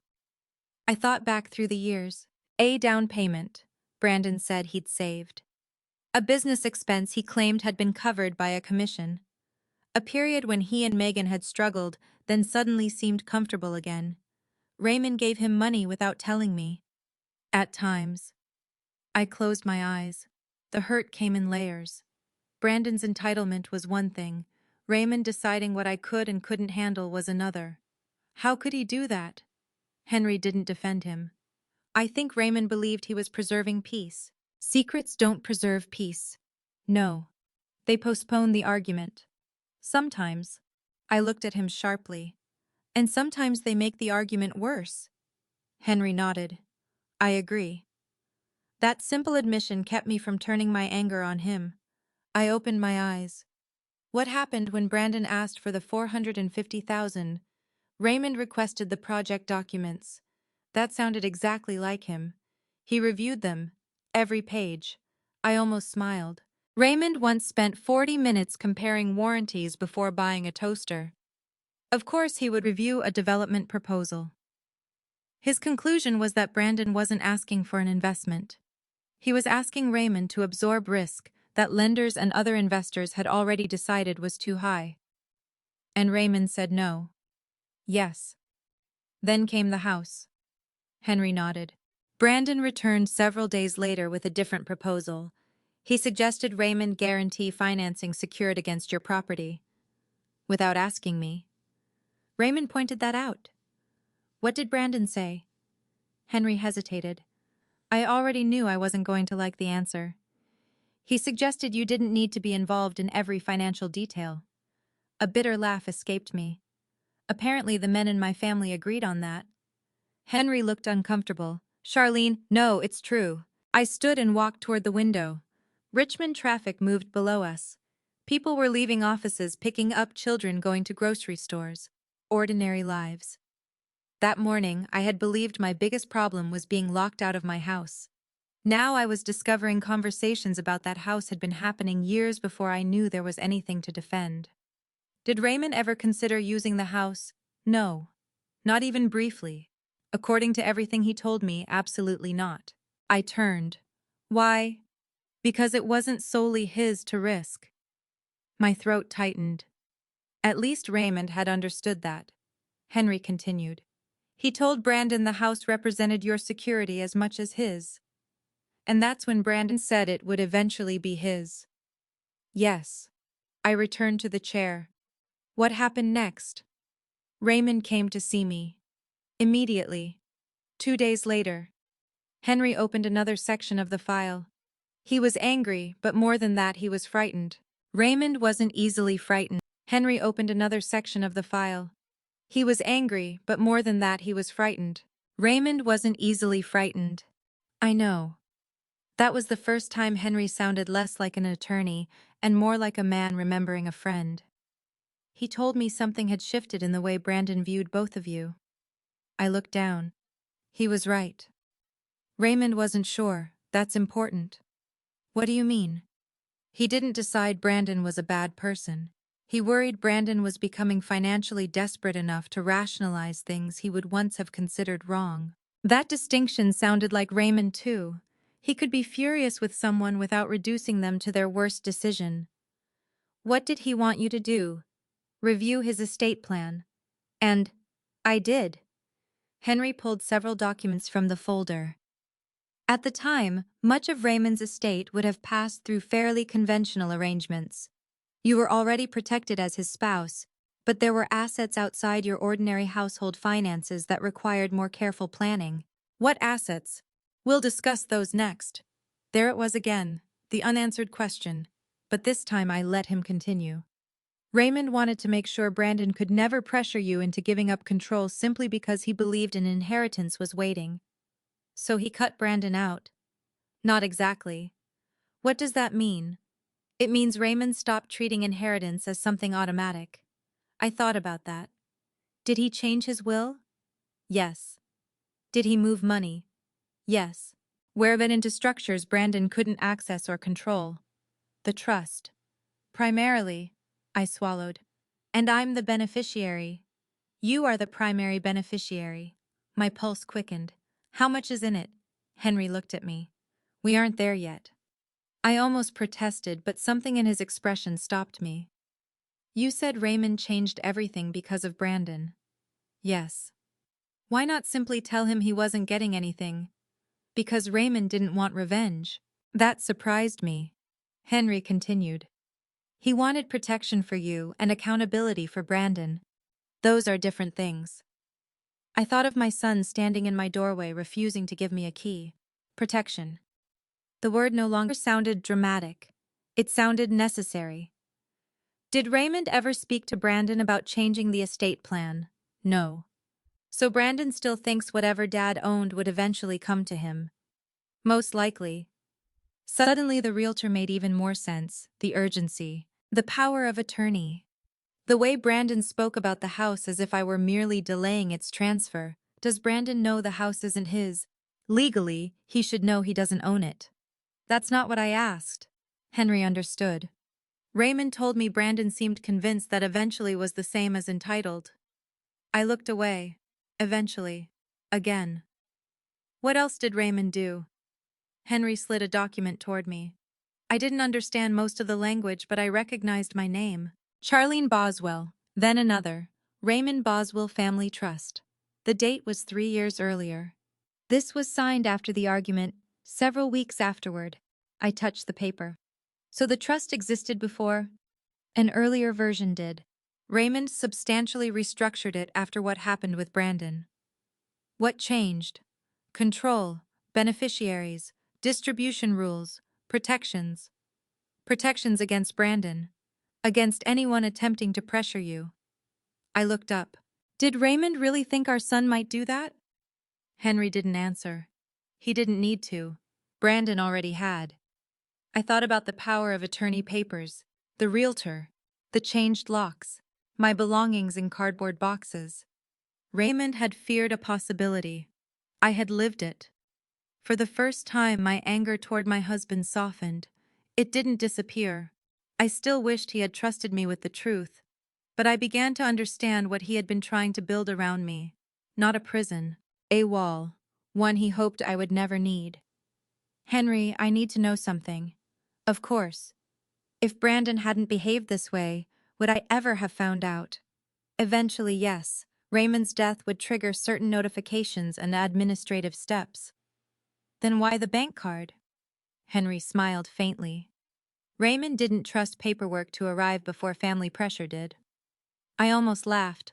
That was so painfully like him that tears filled my eyes. He thought of everything. Not everything. No, he didn't think he'd die before explaining it himself. That silenced me. Henry gave me a moment. Then I asked the question that had been waiting since Denise showed me those quarterly payments. What was Raymond protecting? Henry's expression became more serious. An asset that began as something relatively modest many years ago. What kind of asset? An ownership interest. In what? A development company. I frowned. Raymond was an engineer. How was? He never owned a development company. Not in the way you're imagining. Henry reached for another folder thicker than the others. More than 30 years ago, Raymond performed engineering work for a small company that couldn't fully pay him. I stared at him. So what did they do? They offered him equity. And he accepted yes. How much was it worth? At the time, not very much. And now? Henry rested his hand on the folder. For the first time since I entered his office, he seemed almost reluctant to continue. That's what we need to discuss next. I looked at the thickness of the documents. My heart began beating faster. Is this why Brandon asked Raymond for $450,000? Brandon knew his father had done well financially. But he didn't know about this. No. Do I? Henry met my eyes. Not yet. He opened the folder. Inside were decades of statements, corporate records, merger documents, and valuations. I couldn't understand them from where I sat. But I understood one thing. Whatever Raymond had hidden from me hadn't begun with Brandon. It had begun long before Brandon was old enough to think about inheritance. And after our son asked him to risk our home, Raymond had taken that old secret and placed it behind legal walls designed to protect me. Henry turned the first document toward me. Charlene, to understand what your husband left behind, we have to go back more than 30 years. I looked down at Raymond's signature. The date was from a time when Brandon was still a child, and I was still working 6 days a week at the flower shop. A time when I thought Raymond and I were counting every dollar together. Apparently, somewhere inside those ordinary years, my husband had made one decision neither of us could have imagined would someday change everything. What Raymond had been building for 30 years. The first document Henry placed in front of me was dated May 1993. I recognized the year immediately. Brandon had been 9. Boswell Flowers had been open less than 3 years, and I was still terrified every time the electric bill arrived. Raymond and I had been living carefully then, very carefully. We clipped coupons, we packed lunches, we postponed vacations. When the washing machine broke that summer, Raymond spent 2 evenings on the laundry room floor trying to repair it because we didn't want to spend $400 on a new one. Yet the paper in front of me suggested that during those same years, something else had been happening. "What am I looking at?" I asked. Henry turned the document around. An agreement between Raymond and a company called Piedmont Land Development. The name meant nothing to me. Should I recognize that? Probably not. What did Raymond do for them? Engineering consulting, site evaluations, drainage plans, infrastructure analysis. The company was small at the time. I studied Raymond's signature. Why do you have this? Because it became the beginning of the asset held through his trust. I looked up. Henry opened another file. In the early 90s, Piedmont Land Development acquired several parcels outside Richmond. The company had ambition but very little cash. That sounds dangerous. It was. And Raymond worked for them anyway. He did. I smiled faintly. That also sounds like Raymond. He had always been drawn to complicated problems. Give him a leaking faucet and he'd complain for an hour. Give him a set of engineering plans everyone else thought impossible and he'd forget to eat dinner. Henry continued. Piedmont owed Raymond a substantial amount for his work. Then financing collapsed. How substantial? A little over $32,000. I nearly laughed. In 1993, yes. That was enormous money to us. I imagine it was. It wasn't imaginary. My voice sharpened before I could stop it. $32,000 could have paid years of expenses at my shop. Henry nodded. Raymond knew that. Then why didn't he tell me? He may have told you part of it. I searched my memory, and suddenly something surfaced. A summer evening. Raymond sitting at our kitchen table with his sleeves rolled up. He had told me a client couldn't pay everything they owed. I remembered being furious. Wait, Henry watched me. I knew somebody owed him money. Possibly Piedmont. He told me they worked out a settlement. They did. I looked at the agreement again. What settlement? Piedmont couldn't pay Raymond in cash, so the founder offered him a small ownership interest instead. Stock, essentially. How much? Just under 4% at the time. I stared at him. 4% of a company that couldn't pay its bills. Henry smiled slightly. That's probably how Raymond viewed it too. So he accepted worthless shares instead of $32,000. Not worthless, but highly speculative. I shook my head. If he had told me that, I would have killed him. Henry actually laughed. Raymond said something very similar. That stopped me. He talked about me. Often. What did he say? That if you knew he'd accepted equity instead of cash, you'd remind him of it every time something broke in the house. Despite everything, I laughed. A real laugh. It surprised me so much that tears immediately followed. For a moment, Henry let me cry. I wiped my face. So he never told me because he thought the investment might fail. Initially, yes. What happened? Piedmont survived. Henry placed another document in front of me. By the late 90s, several parcels they had purchased increased substantially in value. They developed retail properties, sold some land, retained other assets. And Raymond kept his ownership. Yes. He never sold, not then. Why? According to Raymond, the distributions weren't significant enough at first to change your lives, and he believed the company still had room to grow. I stared at the dates. Years I remembered through entirely different events. Brandon graduating high school, my mother's death, our 25th wedding anniversary, the expansion of my flower shop. Raymond had apparently been receiving financial statements during all of it. Did the company ever pay him? Yes. Eventually there were distributions.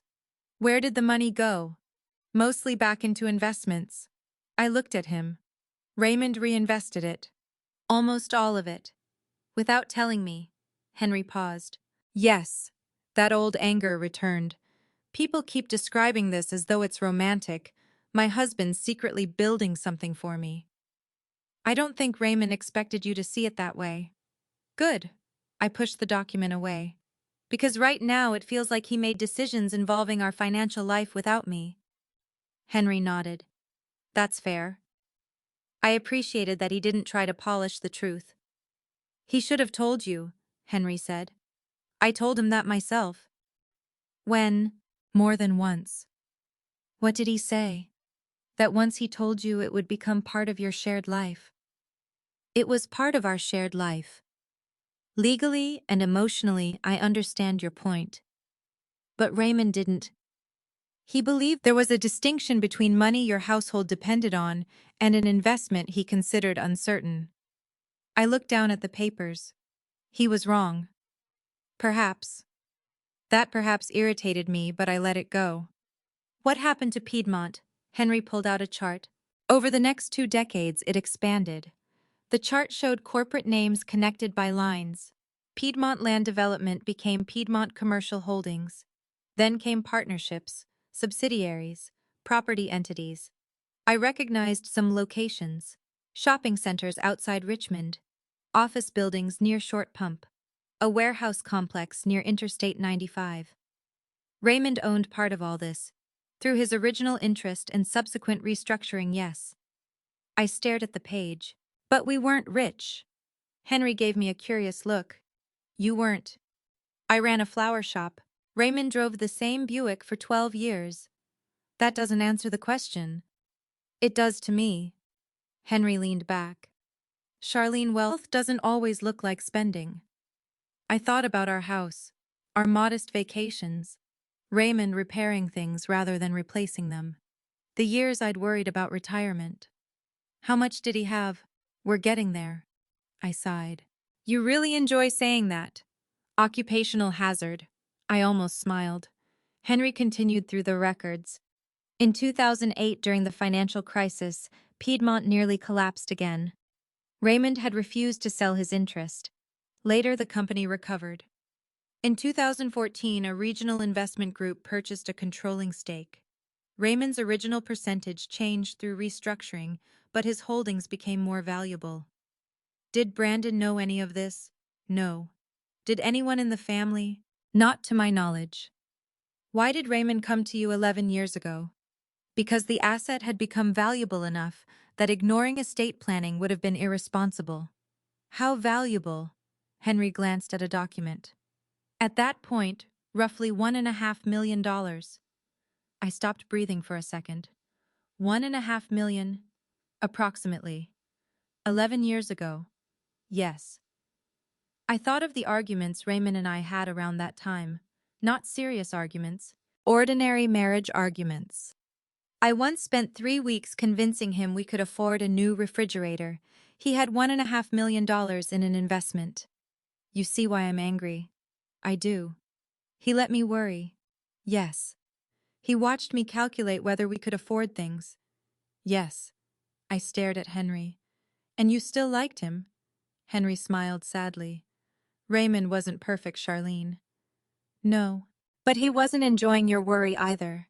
He genuinely believed the money wasn't real until the asset was liquid. That's an engineer's answer. Raymond was an engineer. That made me laugh again.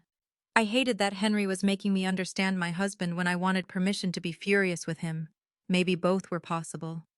Henry turned another page. After Brandon approached Raymond 3 years ago, the purpose changed. The trust. Yes, before that Raymond mainly wanted efficient estate planning. After Brandon asked him to risk your home, Raymond wanted stronger protection around the asset. For me. For you. And Brandon still didn't know. No. I looked at the corporate chart. If he knew his father had even $1.5 million, he would have behaved differently. Raymond believed so. That sentence chilled me. Because Megan had already changed her tone when she thought my house might be worth $700,000. What would they do if they knew there was more? How did the investment get from $1.5 million to whatever it is now? Henry removed a newer document. Last year, a national real estate group began negotiations to acquire most of Piedmont Commercial Holdings. Raymond knew. Yes. Was the deal completed before he died? Henry shook his head. The final closing occurred afterward. So he never knew exactly what his share became. He knew the projected range. I looked at Raymond's signature on the older papers. What was the projected range? Henry didn't answer. Instead, he placed a thick valuation report on the desk. The cover displayed a date from the previous week. My heart started beating faster. Is that the final number? It's the final post-acquisition valuation of the assets attributable to Raymond's trust, subject to taxes, expenses, and several adjustments. I reached toward it. Henry placed his hand gently on the report. Before you see it, there's something I want you to remember. What? Whatever number is on this page, you are still the woman who walked into my office this afternoon. I stared at him. Why would you say that? Because Raymond worried money could distort people. Brandon. Yes, Henry paused. But he also worried it could frighten you. I almost laughed. I don't frighten easily. Raymond said the same thing. Then show me. Henry removed his hand. I opened the report. There were columns of numbers I didn't understand. Asset values, tax reserves, securities, cash equivalents, adjustments. My eyes moved downward. Then I found the line Henry had marked. Net estimated trust value. I looked at the number, then looked again. My mind refused to process it. I counted the digits. Once, twice. I closed the report. I think there's a mistake. There isn't. I opened it again. The number was still there. My mouth went dry. All I could think about was Brandon standing in my doorway, telling me I shouldn't live alone because I couldn't manage my own life. I thought about my clothes packed into cardboard boxes, the new locks, the realtor measuring my rooms. And then I thought about Raymond sitting at our kitchen table 33 years earlier, accepting a nearly worthless ownership interest because a struggling company couldn't pay his engineering bill. One decision, 33 years, a secret investment, a trust my son didn't know existed. And now printed quietly on a page in front of me was a number so large that I couldn't make myself say it aloud. Henry waited. Finally, I whispered, Raymond did all of this. Henry shook his head gently. He made one decision a long time ago, Charlene. Then he had the patience not to destroy it. I stared at the report again. The number was just under $7 million. And suddenly the man I thought I had known completely had left me with one final truth, large enough to change everything. $7 million. I stared at the number until it stopped looking like money. $6,947.310. At first it was only a row of digits. Then my mind began trying to attach ordinary things to it. Mortgage payments, groceries, property taxes, the $27 blouse I once returned because Raymond and I had agreed to tighten our budget that month, nearly $7 million. I looked at Henry. Say it. He frowned slightly. Say what? The number. He seemed to understand why I needed to hear it from someone else. The current estimated net value of the assets held for your benefit is approximately $6.9 million. I laughed. It came out wrong. Half disbelief, half panic. That's impossible. It isn't. We don't have $7 million. Henry chose his words carefully. You didn't have $7 million sitting in a checking account. Don't do that. Do what? Use lawyer language to make this sound normal. A faint smile touched his face. There's nothing normal about discovering this in one afternoon. I looked back at the valuation. After taxes, estimated reserves and anticipated obligations have already been factored into that figure. The final amount may move somewhat. Somewhat. Market values change. There are administrative expenses. So I shouldn't become attached to the 18,000. That made Henry laugh. And somehow hearing laughter in that room broke something inside me. I started crying. Not the quiet tears I'd shed while reading Raymond's letter. I bent forward and covered my face. Henry didn't speak. I cried because Raymond was dead. Because he had known. Because I hadn't.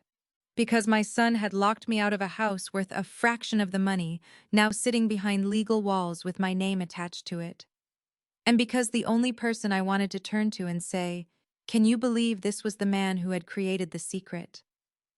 I would give every dollar back, I whispered. Henry remained silent. If Raymond could walk through that door, they could keep all of it. I know. I looked up. No, you don't. His expression changed. You're right, I don't. I wiped my face. Why didn't he tell me when the company became valuable? Henry folded his hands. I asked him that. What did he say? He said the first time it became worth enough to matter, he became afraid that telling you would make it part of your everyday life. It was part of our life whether I knew it or not. I agree. He watched me worry about money. Yes. He let me think our retirement depended on my shop, his pension, and what we'd saved. Yes. Anger rose again. I need you to stop making Raymond sound noble. I'm not. That surprised me. Henry leaned forward. Your husband made a decision he believed was protective. That doesn't mean it was fair to you. I looked at him. He loved you. He also made choices on your behalf without your consent. Both things can be true. That was harder to hear than a defense would have been, because it gave me permission to love Raymond and still be angry with him. Did he ever plan to tell me yes? When, after the acquisition became certain, I glanced at the report. So recently. Very recently. Did he say how? Henry smiled faintly. He joked that he would need to take you somewhere public so you couldn't throw anything at him. A laugh escaped through my tears. That sounds like him. He also said you'd be furious. He knew me. He did. I looked again at the figure. Nearly $7 million. What exactly do I own? Henry began explaining. Some assets were now cash after the acquisition. Others remained in securities and investment accounts. The trust structure provided professional administration while giving me substantial control as the primary beneficiary. I listened carefully. For the first time in 2 weeks, I forced myself to think beyond grief. Can Brandon access any of this? No. Can he challenge it? Anyone can attempt litigation. That doesn't mean they have a valid claim. Is he a beneficiary? Henry paused. Not directly in the way you're asking. What does that mean? Raymond created a separate provision concerning Brandon. How much? We'll discuss that when appropriate. I gave him a tired look. There you go again. This part matters, Charlene. Why? Because Raymond did not want you making decisions about Brandon while you're angry. I sat back. He actually said that more than once. I could almost hear Raymond. Don't decide when you're mad, Charlie. I was the only person who called me Charlie. My throat tightened. Did he cut Brandon out because of the loan? No. Then why isn't Brandon a normal beneficiary? Because Raymond believed giving him unrestricted access to a large inheritance would make his problems worse. I thought about the Chesterfield development, the overdue payment Megan had mentioned, the urgency surrounding my house. Raymond knew Brandon was still in trouble. He suspected the pattern hadn't changed. But he didn't know about the current project. Not all the details. I looked toward the window. Brandon thinks he's waiting for an inheritance. Yes. And he doesn't know the largest part of his father's estate isn't even going through the process he's watching. Correct. Something about that was both satisfying and deeply sad. I didn't want to enjoy my son's ignorance, but I remembered him standing between me and my front door. You shouldn't be staying here right now. He had believed I was powerless. Maybe worse, he had needed me to be powerless. Does the trust mean I don't need the house financially? Henry raised an eyebrow. Not remotely. I laughed despite myself. It was the first uncomplicated laugh I'd had since Raymond died. Then it faded. What am I supposed to do with $7 million? Nothing today. That's your professional advice. Absolutely. He closed the valuation report. Go home. I stared at him. I can't. His expression hardened as he remembered. The locks. Yes. Then go to Patricia's. You remembered her name. Raymond mentioned her. Of course he did. Sleep, eat something. Don't buy anything. Don't promise anyone anything. And don't tell Brandon about this yet. That last instruction caught me. Why not? Because you need to understand your legal position before introducing $7 million into an already volatile family situation. My legal position regarding the house. Among other things. I thought about Brandon's power of attorney document. Could he have used that paper to take control of the trust? Not the way this trust is structured. What about my other accounts? Depending on the powers granted potentially. A chill moved through me. I almost signed it. But you didn't. No.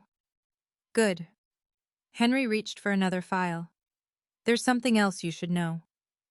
My stomach tightened. What now? Your son has already begun making inquiries concerning Raymond's estate. What kind of inquiries? His attorney contacted my office yesterday. I stared at him. His attorney. Yes. Brandon has an attorney. Apparently. What did he ask? Whether my firm represented Raymond in estate matters, and whether there were assets outside the will. My pulse quickened. Did you tell him? No. Does he know about the trust? Not from me. I felt suddenly exposed. Why is he asking? That is something you should ask Brandon. I think I already know. Henry nodded. He may believe Raymond left more than what is immediately visible. I remembered Brandon saying Dad promised I'd be taken care of. Maybe he'd been searching too. Maybe his questions about the house were only the beginning. Can he take this from me? No one can simply take it from you. That's not the same as no. Henry's eyes sharpened. No, it isn't. But Raymond's planning was thorough. I looked at the closed valuation report. How thorough? Thorough enough that I would advise anyone considering an unsupported challenge to think very carefully. For the first time that day, I felt something close to safety. Not because of the money, because someone had finally told me that Brandon's confidence didn't equal authority. What happens next? First, we verify the title to your house. And then, we deal with any estate inquiries properly. And the trust, we begin the administrative transfer process. I stood and put Raymond's letter carefully into my purse. Henry handed me the faded bank card. I stared at it. This little thing led to $7 million. Technically, it led you to Denise. And Denise led me to you. Raymond liked systems. I smiled sadly. Raymond liked making simple things unnecessarily complicated. That too. At the door I stopped. Henry. Yes. Was Raymond happy about the money? Henry considered the question. Not particularly. That surprised me. What was he happy about? The day the acquisition became likely, he told me he finally knew you would never have to depend on anyone. My eyes burned. Anyone, including our son. I left the office carrying no cash, no check, and nothing that looked different from what I'd brought in. Yet everything had changed. That morning, I had been a widow, sleeping in a friend's guest room, because my son believed he could decide where I belonged. By evening, I knew Raymond had left nearly $7 million protected for my future. But Henry's warning stayed with me. Brandon had already hired an attorney. I was already asking questions, and he was doing it without knowing what he was looking for. As I drove back toward Patricia's house, my phone rang through the car speakers. Brandon. I almost let it go to voicemail. Then I answered. Hello. His voice was tight. Mom, where have you been? Taking care of something. What? Something your father left unfinished. There was silence. Then Brandon asked a question that told me Henry was right to warn me. Have you been talking to a lawyer? I tightened my hands around the steering wheel. For the first time since Raymond died, my son sounded nervous. And for the first time, I didn't feel obligated to make him feel better. My son came back with an attorney. Brandon's question followed me all the way back to Patricia's house. Have you been talking to a lawyer? I could have lied. Instead, I said yes. The silence on the other end lasted long enough to tell me that was the answer he feared. Why? I almost laughed. Why do you think, Mom, I'm asking a simple question? And I'm wondering why my son is worried that his 68-year-old mother spoke to an attorney after being locked out of her own house. I didn't lock you out. I gripped the steering wheel. Then what would you call changing the locks and refusing to give me a key? We've already discussed this. No, you explained your decision. That's different. He exhaled sharply. Who did you talk to? That's none of your business. Was it about Dad's estate? There it was. Not the house. Not my safety. Raymond's estate. I'll speak to you tomorrow. Mom. I ended the call. My hands were shaking. But beneath the anger, something had changed. 2 days earlier, Brandon's questions made me defensive. Now they made me observant. I had spent years answering my son's questions because mothers answer. Where are the Christmas decorations? Do you still have my birth certificate? Can you loan me a little money until Friday? I'd never considered that I was allowed to ask why he needed an answer. Patricia was waiting when I arrived. She took one look at me. Either you found nothing, or you found something enormous. I set my purse on the kitchen table. I found something. Good something. I don't know yet. She waited. I remembered Henry's warning. Don't tell anyone yet. I can't talk about the details. Patricia nodded immediately. Then don't. No offense, no pressure, no entitlement. The contrast almost hurt. But I need to tell you one thing, I said. What? I wasn't crazy. Patricia reached across the table. I never thought you were. The next morning, Henry called at 8:12. I pulled the property records. I sat up in bed. And the house is yours. I closed my eyes. You're sure? Completely. He explained that Raymond and I had held title in a form of ownership between spouses that transferred full ownership to the surviving spouse upon death. There was no share passing to Brandon, no probate delay, no ambiguity. The house was mine. Can Brandon sell it? No. Can he list it? Not legally on your behalf without authority. What about the power of attorney? You didn't sign it. No. Then he has no authority. I let out a breath I hadn't realized I was holding. Henry, he changed my locks. I know. What do I do? We ask for immediate access. If he refuses, there are stronger options. Police, if necessary. The idea made my stomach turn. He's my son. And you're his mother. Neither fact changes property law. I looked toward the window. I don't want him arrested. I'm not suggesting that as a first step. Good. But Charlene, don't let your desire to avoid hurting Brandon become permission for him to keep hurting you. Raymond could have said that. Maybe that was why he'd trusted Henry. At 10:30. Patricia and I were having coffee when a dark sedan pulled into her driveway. Brandon stepped out. Another man emerged from the passenger side carrying a leather briefcase. Patricia looked through the window. Who's the suit? I think we're about to find out. Brandon rang the bell. Patricia opened it but didn't invite them inside. Morning. Is my mother here? I'm right here. I stepped into the hallway. Brandon looked tired. The man beside him extended his hand. Mrs. Boswell, I'm Eric Dalton. I represent Brandon in certain estate-related matters. I didn't take his hand. Why does Brandon need representation to speak to his mother? Eric lowered his hand. I think there's been some misunderstanding. Changing locks is difficult to misunderstand. Brandon sighed. Can we come inside? This isn't my house. Patricia crossed her arms. And I'm not inviting anybody in until Charlene wants them here. I nearly smiled. Let's talk outside. We moved to the porch. Eric opened his briefcase.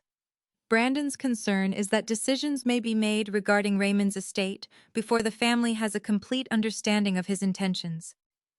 Which family? He hesitated. Your family. Raymond's wife is standing in front of you. Brandon stepped in. Mom, stop turning everything into a fight. I didn't bring an attorney to Patricia's porch. Eric cleared his throat. Mr. Boswell understood from conversations with his father that certain property would eventually pass to him. There was that word. Eventually. I looked at Brandon. The house, among other things. What other things? He glanced at Eric. I saw it. He didn't know. He was fishing. Brandon, I said quietly, what exactly do you believe your father owned? His face tightened. That's what we're trying to establish. No, you're trying to establish it because you think some of it belongs to you.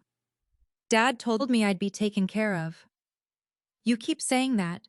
Did he tell you the house would become yours while I was alive? No, but did he tell you that you could change the locks? Mom. Did he tell you to pack my medication into a cardboard box? His cheeks reddened. Eric looked uncomfortable. Mrs. Boswell, perhaps we should keep this focused on the estate. The house is part of what my son has been calling the estate. I reached into my purse and removed the copy Henry had prepared that morning. This is the deed information. Eric accepted it. He read silently. Brandon watched him. Something changed in the attorney's face. Well? Brandon asked. Eric looked at him. The property passed to your mother by operation of law. What does that mean? It means the house isn't part of the probate estate. Brandon stared at him. But Dad owned half. Not in the way you're thinking.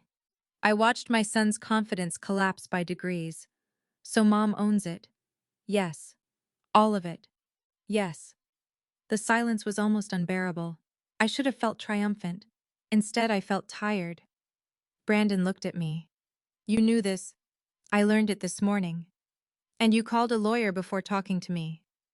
That question stunned me. You changed my locks before talking to a lawyer. I was trying to get things moving. Things that weren't yours to move. His face hardened. Fine. You own the house. Yes. But Dad still had an estate. Eric spoke quickly. Brandon. No, I want to understand. He turned toward me. Did Dad leave a separate will? I have nothing to discuss with you about that today. His eyes narrowed. So you did find something. I felt the secret sitting between us. $6.947, 310. I could have ended the argument in one sentence. I could have watched his expression change. Part of me wanted to. Then I remembered Henry. Don't introduce $7 million into an already volatile family situation. So I said nothing. Brandon stepped closer. What did Dad leave you? That's not why we're here. Then why are we here? Because I want my key. He stared at me. That's it.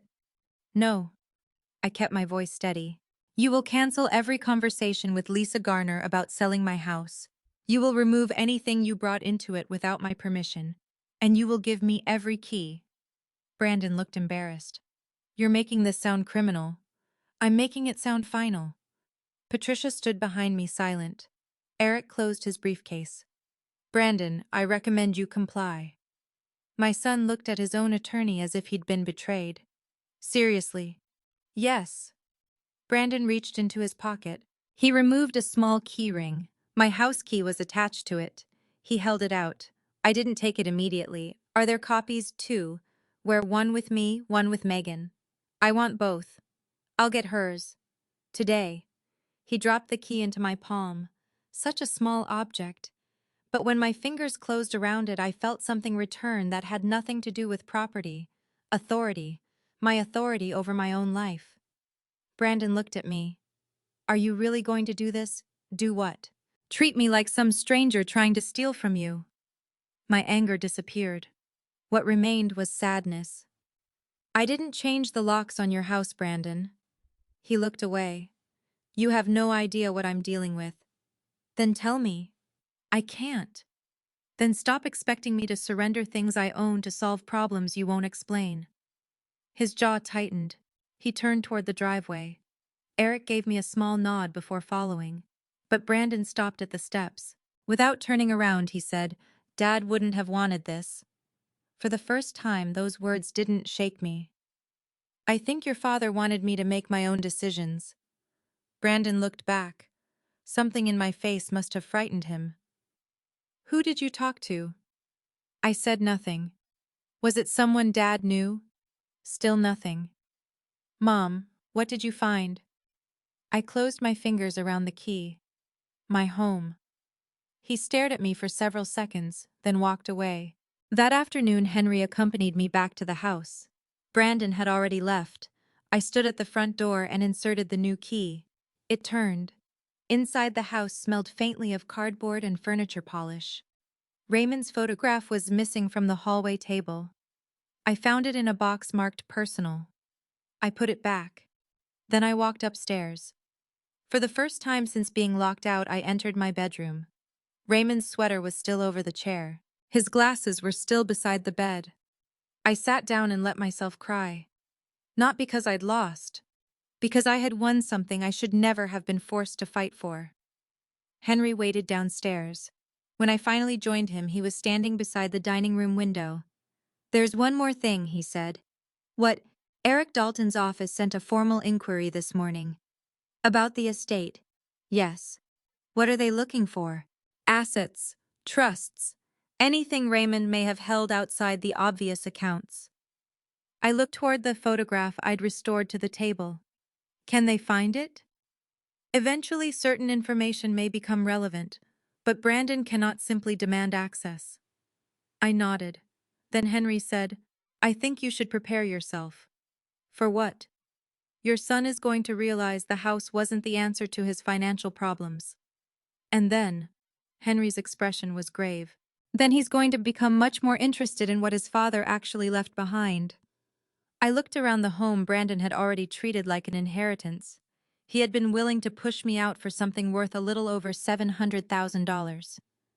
He had no idea nearly $7 million existed, and I was beginning to wonder what would happen when he finally learned that it did. I went home. The first night back in my house, I left every light on downstairs. Not because I was afraid, because I could. For 3 days, other people had decided where I should sleep, which clothes I needed, which possessions mattered, and whether I was entitled to enter the home where I had lived for 31 years. That night, every switch I touched felt like a declaration. Mine. Not the electricity, the choice. Patricia helped me carry my boxes back from her car. When she placed the last one in the hallway, she looked around. "Want me to stay?" I almost said yes. Then I looked toward the staircase. "No." "You sure no?" She smiled. "Good answer." I laughed. "I need to do this." Patricia hugged me. "Call if you need anything." After she left, I locked the front door. Then I checked it twice. Raymond's habit. The second time, my hand remained on the deadbolt. "You would have hated this," I whispered. I wasn't sure whether I meant Brandon's behavior or the $7 million secret. Probably both. The next morning, I began putting the house back together. Not physically. Brandon hadn't destroyed anything. What he'd disrupted was harder to see. In the living room, I returned family photographs to the mantel. In Raymond's study, I removed the labels Brandon had placed on the boxes. Keep, donate, sell. I tore each one in half. Then I put Raymond's drafting tools back into the wooden drawer where he'd kept them. I wasn't pretending I would preserve everything forever. Someday I would decide what to keep. Someday I might even sell the house. But someday belonged to me. At 11, Lisa Garner called. "Charlene, I wanted to apologize." "You don't owe me the largest apology." I still should have confirmed that everyone with ownership authority was involved before discussing a listing. "Yes, you should have." She accepted that without arguing. "Brandon contacted me this morning. The valuation file has been closed." "Thank you." "There won't be any listing." No. After we hung up, I sat quietly at the kitchen table. That was one battle finished. But Henry had warned me the larger one was beginning. He arrived that afternoon carrying a folder. I've been reviewing the information Brandon's attorney submitted. What did you find? More than I expected. He placed several documents on the table. Most concerned Brandon's development business. What am I looking at? Financial obligations. How did you get these? Some are public filings. Others were included in correspondence from his attorney because they're attempting to establish financial reliance on alleged promises from Raymond. I stared at him. Financial reliance. Essentially, Brandon appears prepared to argue that he made certain decisions because he expected support from his father. Can he do that? He can argue anything. Can he win? Henry removed his glasses. There's a substantial difference between a father saying, "I'll always take care of you," and a legally enforceable promise of inheritance. I thought of Brandon repeating Raymond's supposed promise. Dad said I'd be taken care of. Maybe Brandon had repeated it so often that he'd turned affection into a contract. How bad are his finances? Henry hesitated. You should hear that from Brandon. He's had plenty of opportunities to tell me. True. Show me what you legally can. Henry turned the first page. Brandon's current development project involves several properties in Chesterfield County. He and his partners had borrowed aggressively, expecting sales and refinancing to cover short-term obligations. Then construction costs increased. One investor withdrew. Two anticipated buyers disappeared. Interest accumulated. How much does he owe? I asked. Personally, yes. Based on what I can confirm, several $100,000 in guarantees and unsecured obligations. I felt sick. Could he lose his house? Potentially. His business? Potentially. And Megan knows. I can't answer that. I remembered her whispering in my kitchen. What happens when the payment comes due? She knew enough. Is that why they were pushing me to sell? Likely. I looked at the estimated value Lisa had prepared, over $700,000. If Brandon had convinced me to sell, then convinced me to help him afterward, he could have solved at least part of his crisis, or postponed it. I remembered Raymond's letter.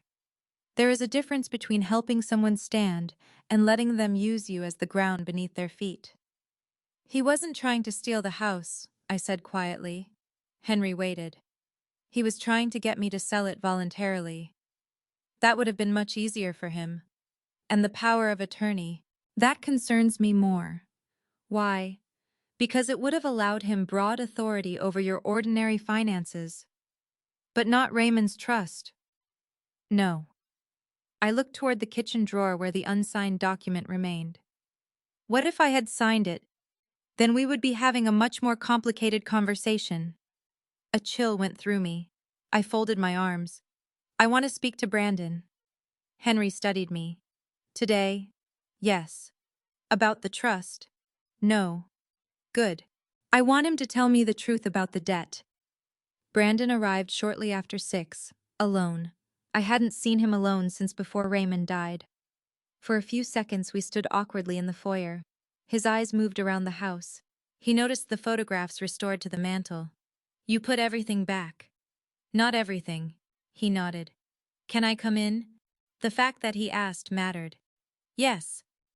We sat at the kitchen table, the same table where he'd asked about the mortgage. This time there were no brochures, no realtor reports, no power of attorney, just mother and son.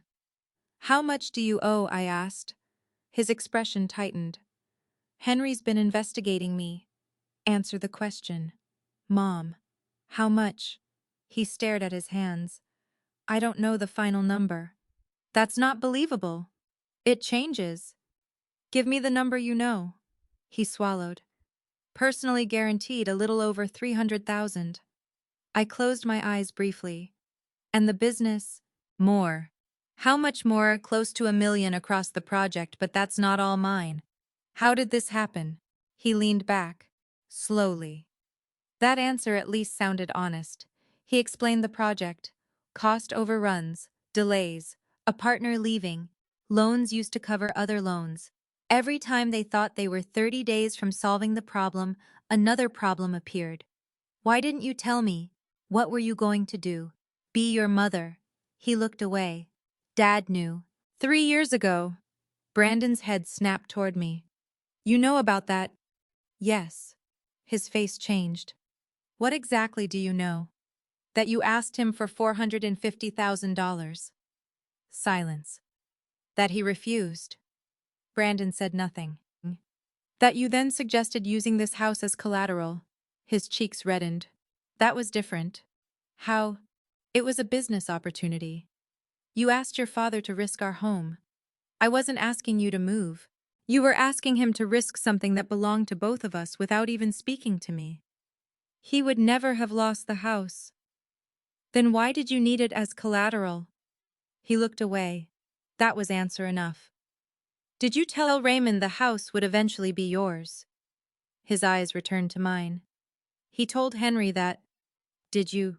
Brandon rubbed his forehead. I was angry. So yes. I didn't mean it the way it sounds. How did you mean it? I thought. He stopped. What? His voice dropped. I thought Dad had money. I became very still. Why? He always seemed too calm about everything. That's your evidence. No. I saw documents once, years ago. Something related to a company. Piedmont. His eyes widened. That told me he recognized the name. You know about Piedmont? I asked you a question. He exhaled. Yes, Piedmont. How much did you think Raymond had? I didn't know. Did you know about a trust? No. The answer came immediately. I believed him. What did you think would happen after your father died? He looked down. I thought there would be more. More than what? The house, investments, something. And you thought it would go to you. Eventually. The word hung between us. I leaned forward. Brandon listened carefully. Eventually is not a financial plan. He said nothing. You built debt around money you didn't own. I thought Dad would help. He said no. I was angry. He said no. Brandon pushed his chair back slightly. You don't understand what it's like to watch everything you've built collapse. And you don't understand what it's like to bury your husband and discover your son has already started calculating what comes next. His face fell. For once he didn't defend himself. I wasn't waiting for Dad to die. Maybe not consciously, Mom. But the moment he did, you asked about the mortgage, the deed, insurance, my savings. He stared at the table. And then you tried to move me. I thought selling made sense. For whom? He couldn't answer. I felt tears in my eyes but refused to look away. Do you know what hurt most? The locks. No. He looked up. The assumption. What assumption? That because your father died first, I became the temporary person standing between you and what you believed would someday be yours. Brandon's eyes filled. I don't think that. You behaved like you did. Silence settled over us. Then he asked quietly, what did Dad leave you? There it was. The question Henry had warned me about. I could feel the truth pressing against my ribs. Nearly $7 million. A trust. 30 years of Raymond's patience. I looked at my son and wondered whether telling him would destroy whatever remained between us or finally expose what was already broken. Why do you want to know? His answer came too quickly. Because I'm his son. That's not a reason. He looked at me. Because I need to know whether everything he told me was a lie. What did he tell you? That family takes care of family. My heart hurt. Maybe you misunderstood what taking care of someone means. He stood. Did he leave you something or not? I stood too. Yes. Brandon froze. I had not planned to say it. But once the word was out there was no taking it back. His eyes searched my face. How much?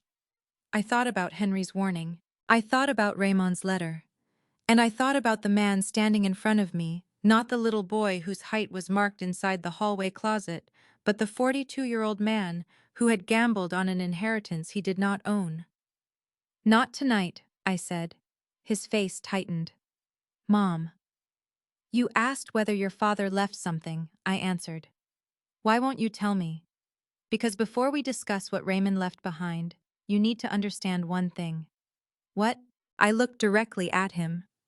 None of it became yours simply because he died. Brandon stared at me. Then he glanced toward Raymond's study. For the first time, I saw something new in his expression. Not confidence. Fear. He knew I had discovered something. He simply had no idea how large it was. And as he stood in the house he'd once believed was only waiting to become his, I realized the next truth I told him would change our relationship forever. The secret I finally told him. Brandon left that night without learning the number. For the next 2 days he called 6 times. I answered none of them. That wasn't punishment. I needed time to understand why I was going to tell him. If I revealed Raymond's trust while I was angry, the $7 million would become a weapon. I could already imagine the moment. Brandon's face changing. Megan realizing the woman they'd tried to relocate was worth more than either of them had guessed. And some wounded parts of me wanted that moment. That frightened me.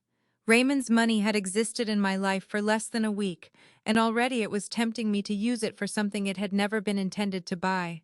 Revenge. On Friday morning, Henry called. How are you? Still angry. Good, I laughed. That's an unusual thing for an attorney to say. Anger isn't always bad. It tells you where the injury is. And what am I supposed to do with it? Don't let it sign documents. That sounded like something Raymond would have appreciated. I want to tell Brandon. The amount? Yes. Henry was quiet. Why? Because he's already searching for it. That's true. And because I don't want our relationship to become a game where I know something and wait for him to discover it. Also reasonable. But mostly because I need to see what happens when he knows. Henry understood immediately.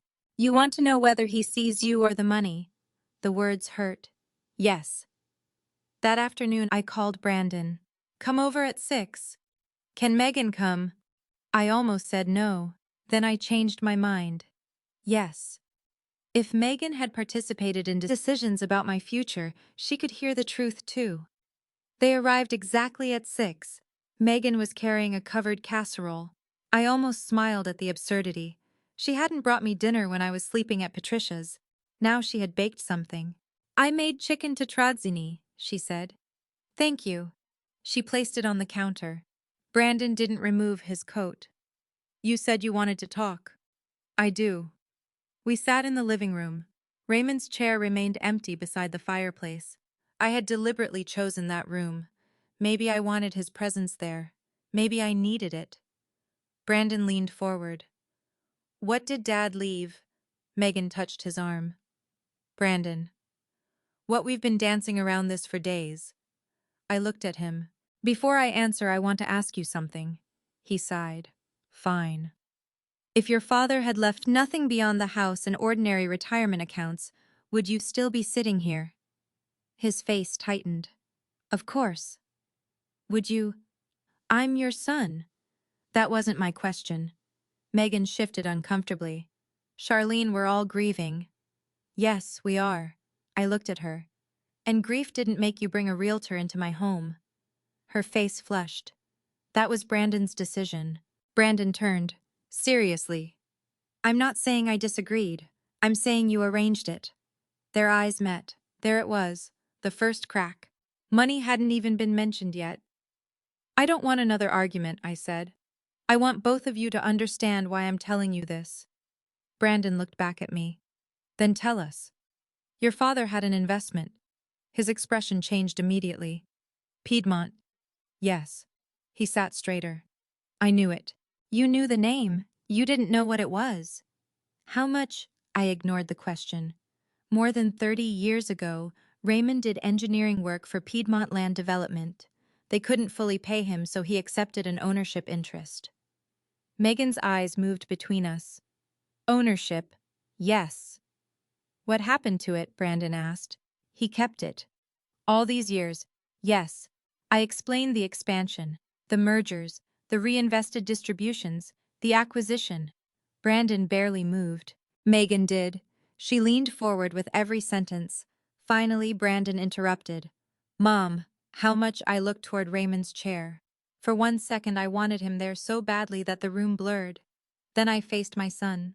The current estimated value of the trust is just under $7 million. Nothing happened. Not immediately. Brandon stared at me as though I'd spoken another language. Megan's mouth opened slightly. 7 million, Brandon whispered. Approximately. Dollars. I almost laughed. Yes, Brandon, dollars. He stood, then sat again.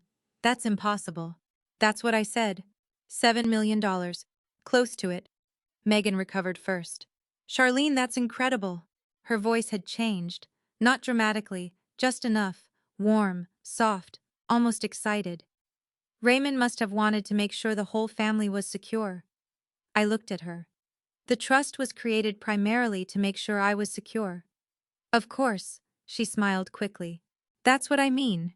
You first, obviously. Obviously. 3 weeks earlier, she had been helping choose where I should move. Brandon stared at the carpet. Did Dad know it was worth that much? He knew the projected value. And he never told me. He never told me either. But you're getting it. I'm the primary beneficiary. His head lifted. What does that mean for me? There it was. Not, are you okay? Not, what are you going to do? Not, I can't believe Dad kept this from us. What does that mean for me?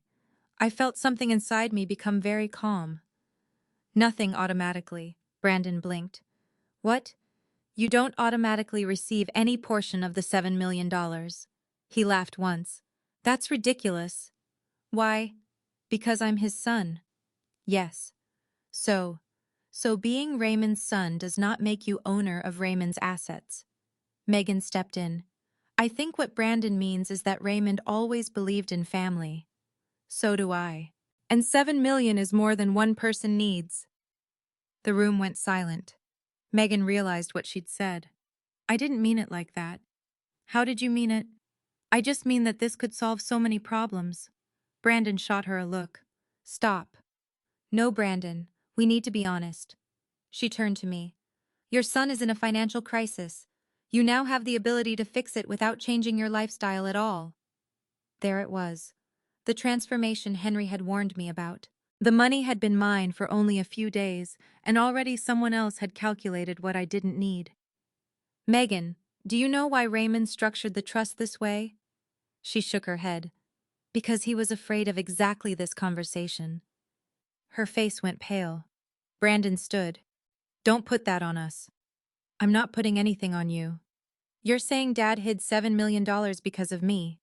Not originally. But later. After you asked him for $450,000 and then asked him to risk our home, yes, he changed the estate plan. Brandon stared at me. You talked to Henry about that. Raymond documented it. So Dad spent years planning how to keep his money away from me. No. That's exactly what this is. His voice rose. He thought I was some kind of failure. I don't think that's what he believed. Then why give everything to you? Because I was his wife. He flinched. I hadn't meant the sentence cruelly, but truth sometimes sounds cruel when entitlement has been standing in its place. Megan stood beside him. Nobody is saying Charlene shouldn't be protected. Protected. I noticed the word immediately. A week ago, they had used it to justify controlling me. Now it meant something entirely different. But Brandon is his only child, she continued. Surely Raymond didn't intend for him to receive nothing. I looked at Brandon. His anger faded slightly. He was waiting for my answer. Your father did leave something for you. The room became completely still. Brandon slowly sat down. What? I don't know whether leave is the right word. How much? Stop asking that. He stared at me. What am I supposed to ask? Ask what your father wanted for you. His face tightened. He's dead, Mom. I know. He doesn't get to lecture me anymore. The sentence hit harder than he intended. Megan touched his shoulder. Brandon. He closed his eyes. I'm sorry. I looked at Raymond's empty chair. So am I. After a moment, Brandon asked more quietly, "What did he leave?" "I haven't been given every detail yet." That wasn't entirely true. Henry had explained the basic structure, but I wanted Brandon to hear it formally. "What I know is that Raymond created a separate provision for you. Part of the trust. Separate from what I control for myself." "How much?" I gave him a look. He looked down. "Sorry." Megan asked, "Can Charlene decide whether he gets it?" "No." That surprised both of them. "So Dad did leave me something," Brandon said. "Yes." Relief crossed his face. Too quickly. I hated noticing that. "Then maybe this whole thing has been misunderstood." "No." His relief vanished. "What does that mean?" "It means your father didn't leave you a check." "What did he leave?" "A choice." Brandon frowned. "What kind of choice?" "Henry will explain the terms." "Terms?" "Yes." His voice hardened. "Of course there are terms." I didn't respond. "What does Dad want me to do?" "Apologize. Sell my business. Admit he was right about everything." "I don't know every requirement." "But you know something." "I know enough to tell you that the money isn't available simply because you want it." He stood again. "This is unbelievable." Megan looked at him. "Maybe we should hear the conditions first." He turned on her. "5 minutes ago you were telling Mom she could solve our problems. And maybe this is how." I watched them. Raymond had been right about one thing. Money distorted people. But I was beginning to understand something else. Sometimes money didn't change anyone at all. Sometimes it simply turned up the light. Brandon walked toward the window. After a long silence, he asked, "When do I meet Henry?" "Monday." He nodded. "Fine." Then he turned toward me. "Mom, if Dad made this impossible, will you help me?" There was a time when I would have answered before he finished the sentence. "Of course, you're my son. We'll figure it out." Instead, I asked, "Help you do what?" His eyes met mine. He didn't have an answer. And that was when I knew Raymond's final provision wasn't really about money. It was about whether Brandon could learn the difference between being rescued and being helped. I walked them to the door. Megan hugged me. It was the first time she'd done that since the funeral. I didn't pull away, but I noticed. Brandon stepped onto the porch, then turned back. "Mom." "Yes." "Did Dad really leave me something?" I looked at my son. The little boy I had raised was still somewhere inside the frightened man standing before me. "Yes." His shoulders relaxed. "But it isn't money you can simply take." His expression changed again. "What is it?" I thought of Henry's explanation. 2 years. Financial counseling. Full disclosure. Responsibility. A chance Raymond had designed instead of an inheritance Brandon could consume. "Your father left you one last opportunity," I said. "To do what?" I held his gaze. "To prove that he was wrong to worry about you." Brandon said nothing. Then he walked to his car. Monday morning he would learn exactly what that opportunity required. And for the first time since Raymond died, the next decision wasn't mine to make. It was Brandon's. My husband's last test. Monday morning. Brandon arrived at Henry Whitaker's office 12 minutes early. That alone told me how frightened he was. My son had been late to almost every family gathering since he was 25. Christmas dinner, birthdays, even Raymond's retirement party. But when money was waiting behind a closed door, Brandon arrived early. I hated myself for thinking that. Then I reminded myself that noticing a pattern wasn't the same as condemning a person. Megan didn't come. When I asked Brandon why, he shrugged. "This is between me and Dad." I almost corrected him. Then I decided not to. Maybe in a strange way he was right. Henry greeted us and led us into the same office where I had first read Raymond's letter. Brandon sat beside me. There was a space between our chairs, small, but noticeable. Henry opened a folder. "Before we begin, Brandon, I want to make something clear.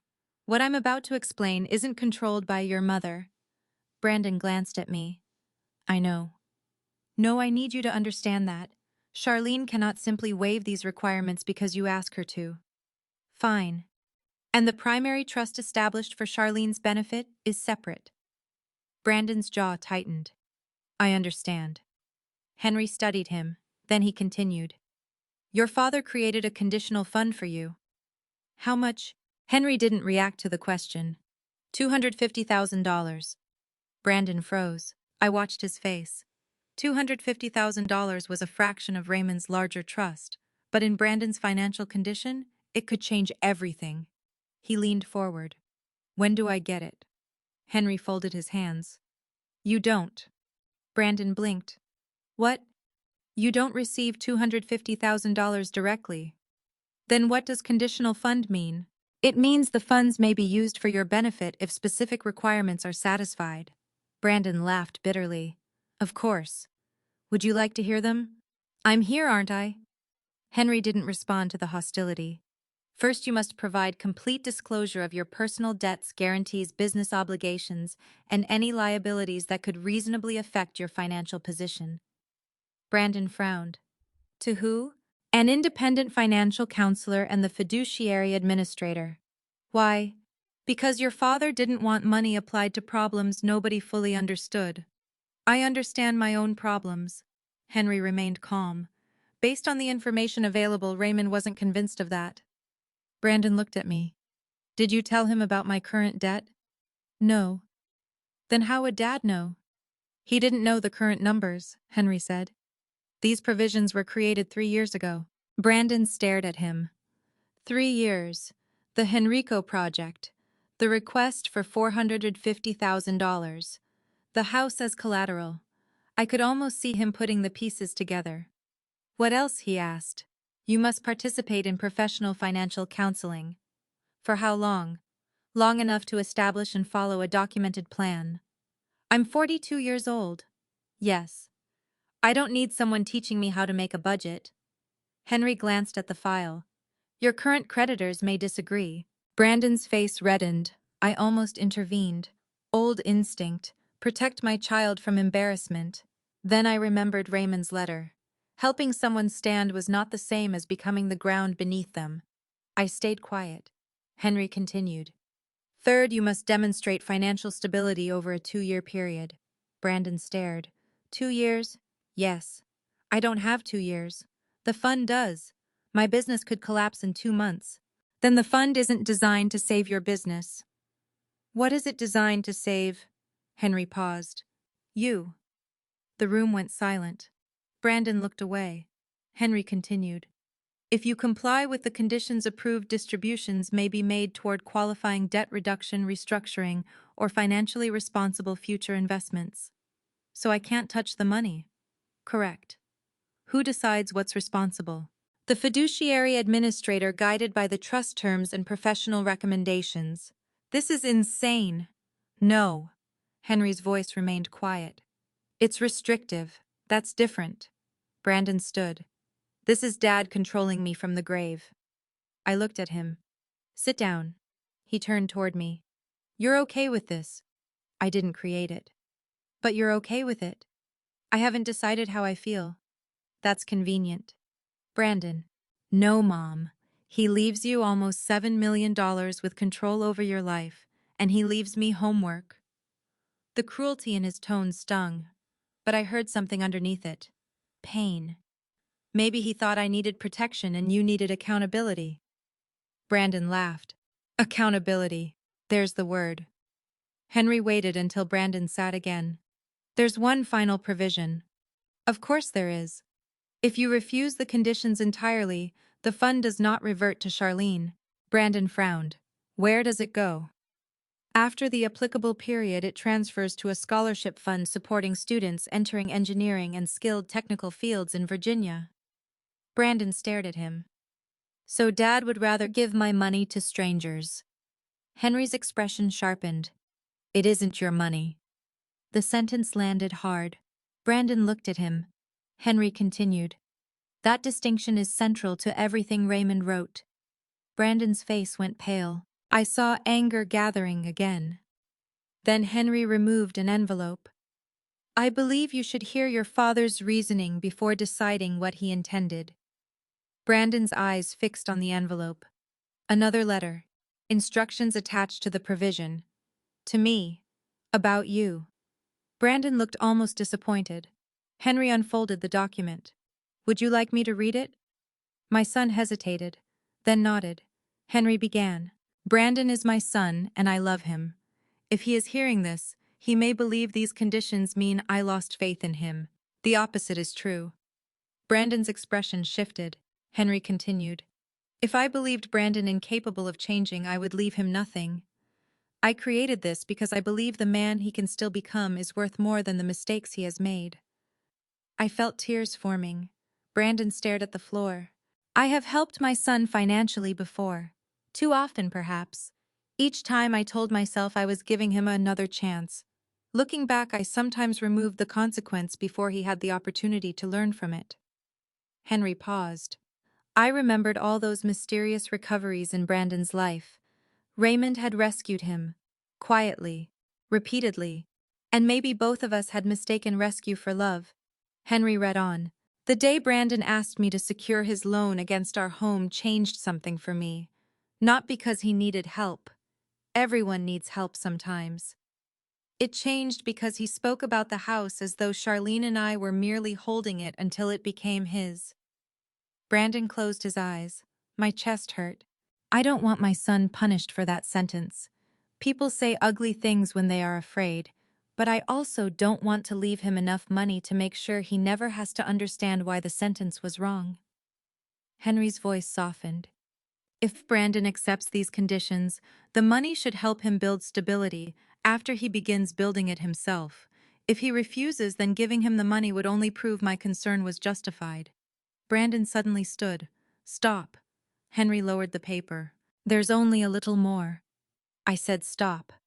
His eyes were wet. I'd seen my son angry many times. I had rarely seen him ashamed. He walked toward the window. Dad really thought I was that pathetic? No, I said. He turned. You heard the same thing I did. I heard your father say he believed you could change. Because he thought I needed changing. Don't you? The question escaped before I could soften it. Brandon stared at me. I stood. You changed my locks. His jaw tightened. You packed my clothes. I know. You tried to sell my home because your debts had become my emergency. I said I know. No, I don't think you do. My voice broke. You keep talking about what your father thought of you. Have you once asked what your behavior made me think? He looked away. I was desperate. I know. I could lose everything. I know. And you have $7 million. There it was. I took a breath. Yes. You could fix this tomorrow. Maybe. He turned back. Then why won't you? Because your father spent years fixing things for you, and somehow we ended up here anyway. Brandon flinched. I hated hurting him. But I no longer believed avoiding pain was the same as helping. Henry placed Raymond's letter on the desk. There's one final paragraph. Brandon shook his head. I don't want to hear it. Take it with you. I don't want it. Then leave it. Brandon grabbed his coat. I followed him into the hallway. Brandon. He stopped. I wanted to hug him. Every mothering instinct inside me screamed to close the distance. But I didn't. Whatever you decide, I said, I love you. He laughed bitterly. That doesn't feel very useful right now. Love isn't always useful. He looked at me. Maybe that's something your father and I should have learned sooner. His face crumpled for half a second. Then the wall returned. He walked away. The elevator doors closed behind him. I returned to Henry's office. Raymond's letter remained on the desk. Do you think he'll come back? I asked. Henry didn't pretend to know. I think that's what Raymond wanted to find out. I looked at the final paragraph Brandon had refused to hear. Henry slid it toward me. I read it silently. If my son chooses the difficult road, tell him I am proud of him before he takes the first step, not after he reaches the end. I pressed the page to my chest. For the next 3 weeks, Brandon didn't call. Neither did Megan. The silence was painful, but I didn't chase it. For the first time in my life as a mother, I allowed my grown son to sit with the consequences of his own choices. And somewhere between those quiet days, I began to understand Raymond's final test. It wasn't really asking whether Brandon deserved $250,000. It was asking whether he could finally stop living as though somebody else's money was the answer to his life.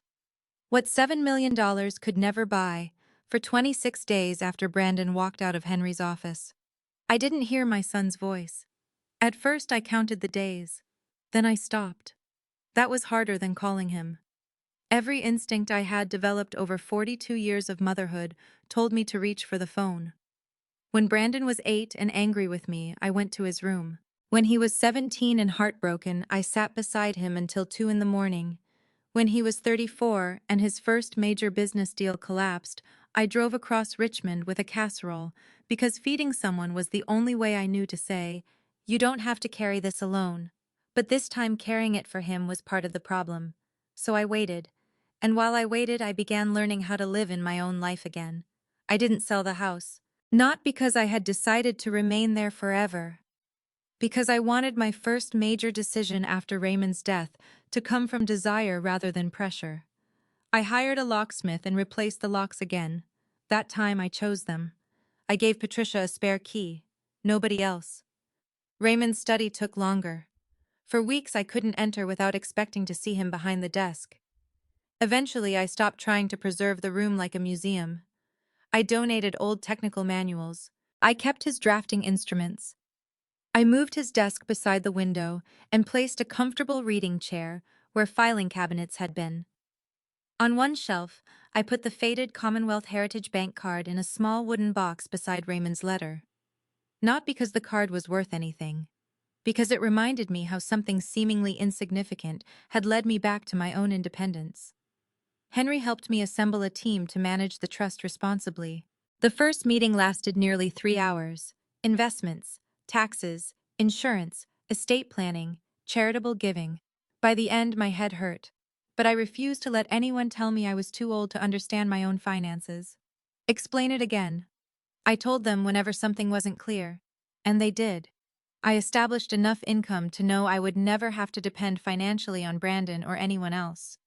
Then I began thinking about what money could do beyond making me comfortable. One afternoon, Patricia told me about a local organization helping older women facing housing instability after divorce, widowhood, or financial abuse.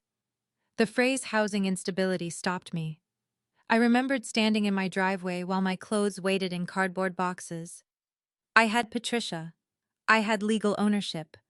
And though I didn't know it yet, I had nearly $7 million behind me. Many women had none of those things. I made my first significant charitable contribution quietly. No ceremony, no photograph, no plaque. I also expanded the scholarship provision Raymond had designed: engineering students, trade programs, women returning to school later in life. That last category was mine. Raymond would have pretended it was unnecessary. Then he would have secretly loved it. Meanwhile, Brandon's life was shrinking. I didn't learn that from him. Patricia heard through a mutual acquaintance that Brandon and Megan had listed their house. A week later, Henry confirmed that Brandon's business was restructuring several obligations. I wanted to help. God, I wanted to help. I could have written a check large enough to make the immediate pain disappear. But every time I considered, I returned to one question. Then what? If I erased the consequences, what would be different? 6 months later. One evening, Megan called. "Charlene, can we talk?" "Of course." Her voice was tight. "We're selling the house." I heard. "Did Brandon tell you that?" "No." Silence. "We don't have a choice." "I'm sorry." "Are you?" I closed my eyes. "Yes. You could prevent this." There it was. Megan. You could write one check and none of this would have to happen. And then, what do you mean? What changes afterward? She didn't answer. "Brandon needs help," she said. "He has an entire path available to him." "You mean Raymond's ridiculous test?" "I mean financial counseling, debt disclosure, and accountability. He's a grown man. Then he can make a grown man's decision." Her voice hardened. "I don't understand how you can watch your own son lose his home when you're sitting on $7 million. The sentence hurt, but it didn't move me. "I'm not sitting on $7 million, Megan. I'm learning to manage an inheritance my husband spent decades building. That's semantics. No, it's the difference between seeing money as responsibility and seeing it as rescue. She ended the call shortly afterward. For weeks I heard nothing again. Then, on a rainy Thursday afternoon, almost 4 months after Raymond's funeral, someone knocked. When I opened the door, Brandon stood on the porch, alone. He looked thinner, older. For a moment, neither of us spoke. Then he asked, "Can I come in?" The question mattered. Yes. He carried a thick black binder. We sat at the kitchen table. He placed it between us. "What's that, my mess?" I almost smiled. He opened it. Credit cards, personal guarantees, business loans, tax documents, payment plans, every debt arranged behind labeled dividers. I met with the counselor. My heart jumped. When, 7 weeks ago, I didn't speak. I didn't tell you because I wasn't sure I'd keep going. But you did. Yeah. He looked embarrassed. Turns out I needed someone to teach me how to make a budget. I remembered his words in Henry's office. I'm 42 years old. I don't need someone teaching me how to make a budget. What happened to the house? We sold it. I'm sorry. I'm not. That surprised me. He leaned back. I thought I would be. But Megan and I were spending money to maintain a life we couldn't afford because I wanted everyone to think I was successful. Where are you living? A townhouse in Midlothian. And Megan. She's there. Something in his voice told me their marriage was strained. I didn't ask. That was their story to repair. Brandon turned one page in the binder. I sold the boat. I blinked. You loved that boat. I loved telling people I had a boat. I couldn't help laughing. He smiled. For 1 second he looked like my boy again. Then his face became serious. Mom, I came here to apologize. You already apologized. No. He shook his head. I said words because I was cornered. That's different. I waited. He looked towards the hallway. When Dad died, I was sad. His voice cracked. But I was scared too. And almost immediately I started thinking about what his death meant financially. He swallowed. I hate admitting that. I said nothing. I told myself I was protecting you because that sounded better than admitting I needed access to something you owned. Tears filled my eyes. The worst thing I did wasn't changing the locks. I thought of what I'd told him months earlier. No. He shook his head. The worst thing was deciding that your life had become an inconvenience between me and something I thought I'd inherit. The words hurt. But this time truth also healed. I treated you like the house was already mine and you were just still living in it. He wiped his face. I'm ashamed of that. I reached across the table, not to rescue him, just to take his hand. I was very angry with you. I know. I still am sometimes. I know. I don't trust you the way I did before. His eyes lowered. I know. But I love you. He nodded. I know that too. I squeezed his hand. Those things can exist together. A year after Raymond died, Brandon still hadn't received $1 from the conditional fund, but he had paid down a meaningful portion of his personal debt. His business survived in a smaller form. He stopped chasing developments he couldn't afford and returned to residential real estate. Megan and I remained cautious with each other. Healing didn't happen because money appeared. It happened slowly through boundaries, uncomfortable conversations and actions repeated long enough to become believable. One Sunday, Brandon came over to help repair the deck Raymond had promised to fix. At sunset, we sat on the steps drinking iced tea. I used to think Dad didn't trust me, he said. And now, he looked across the yard. I think he trusted me enough not to make failure comfortable. I smiled.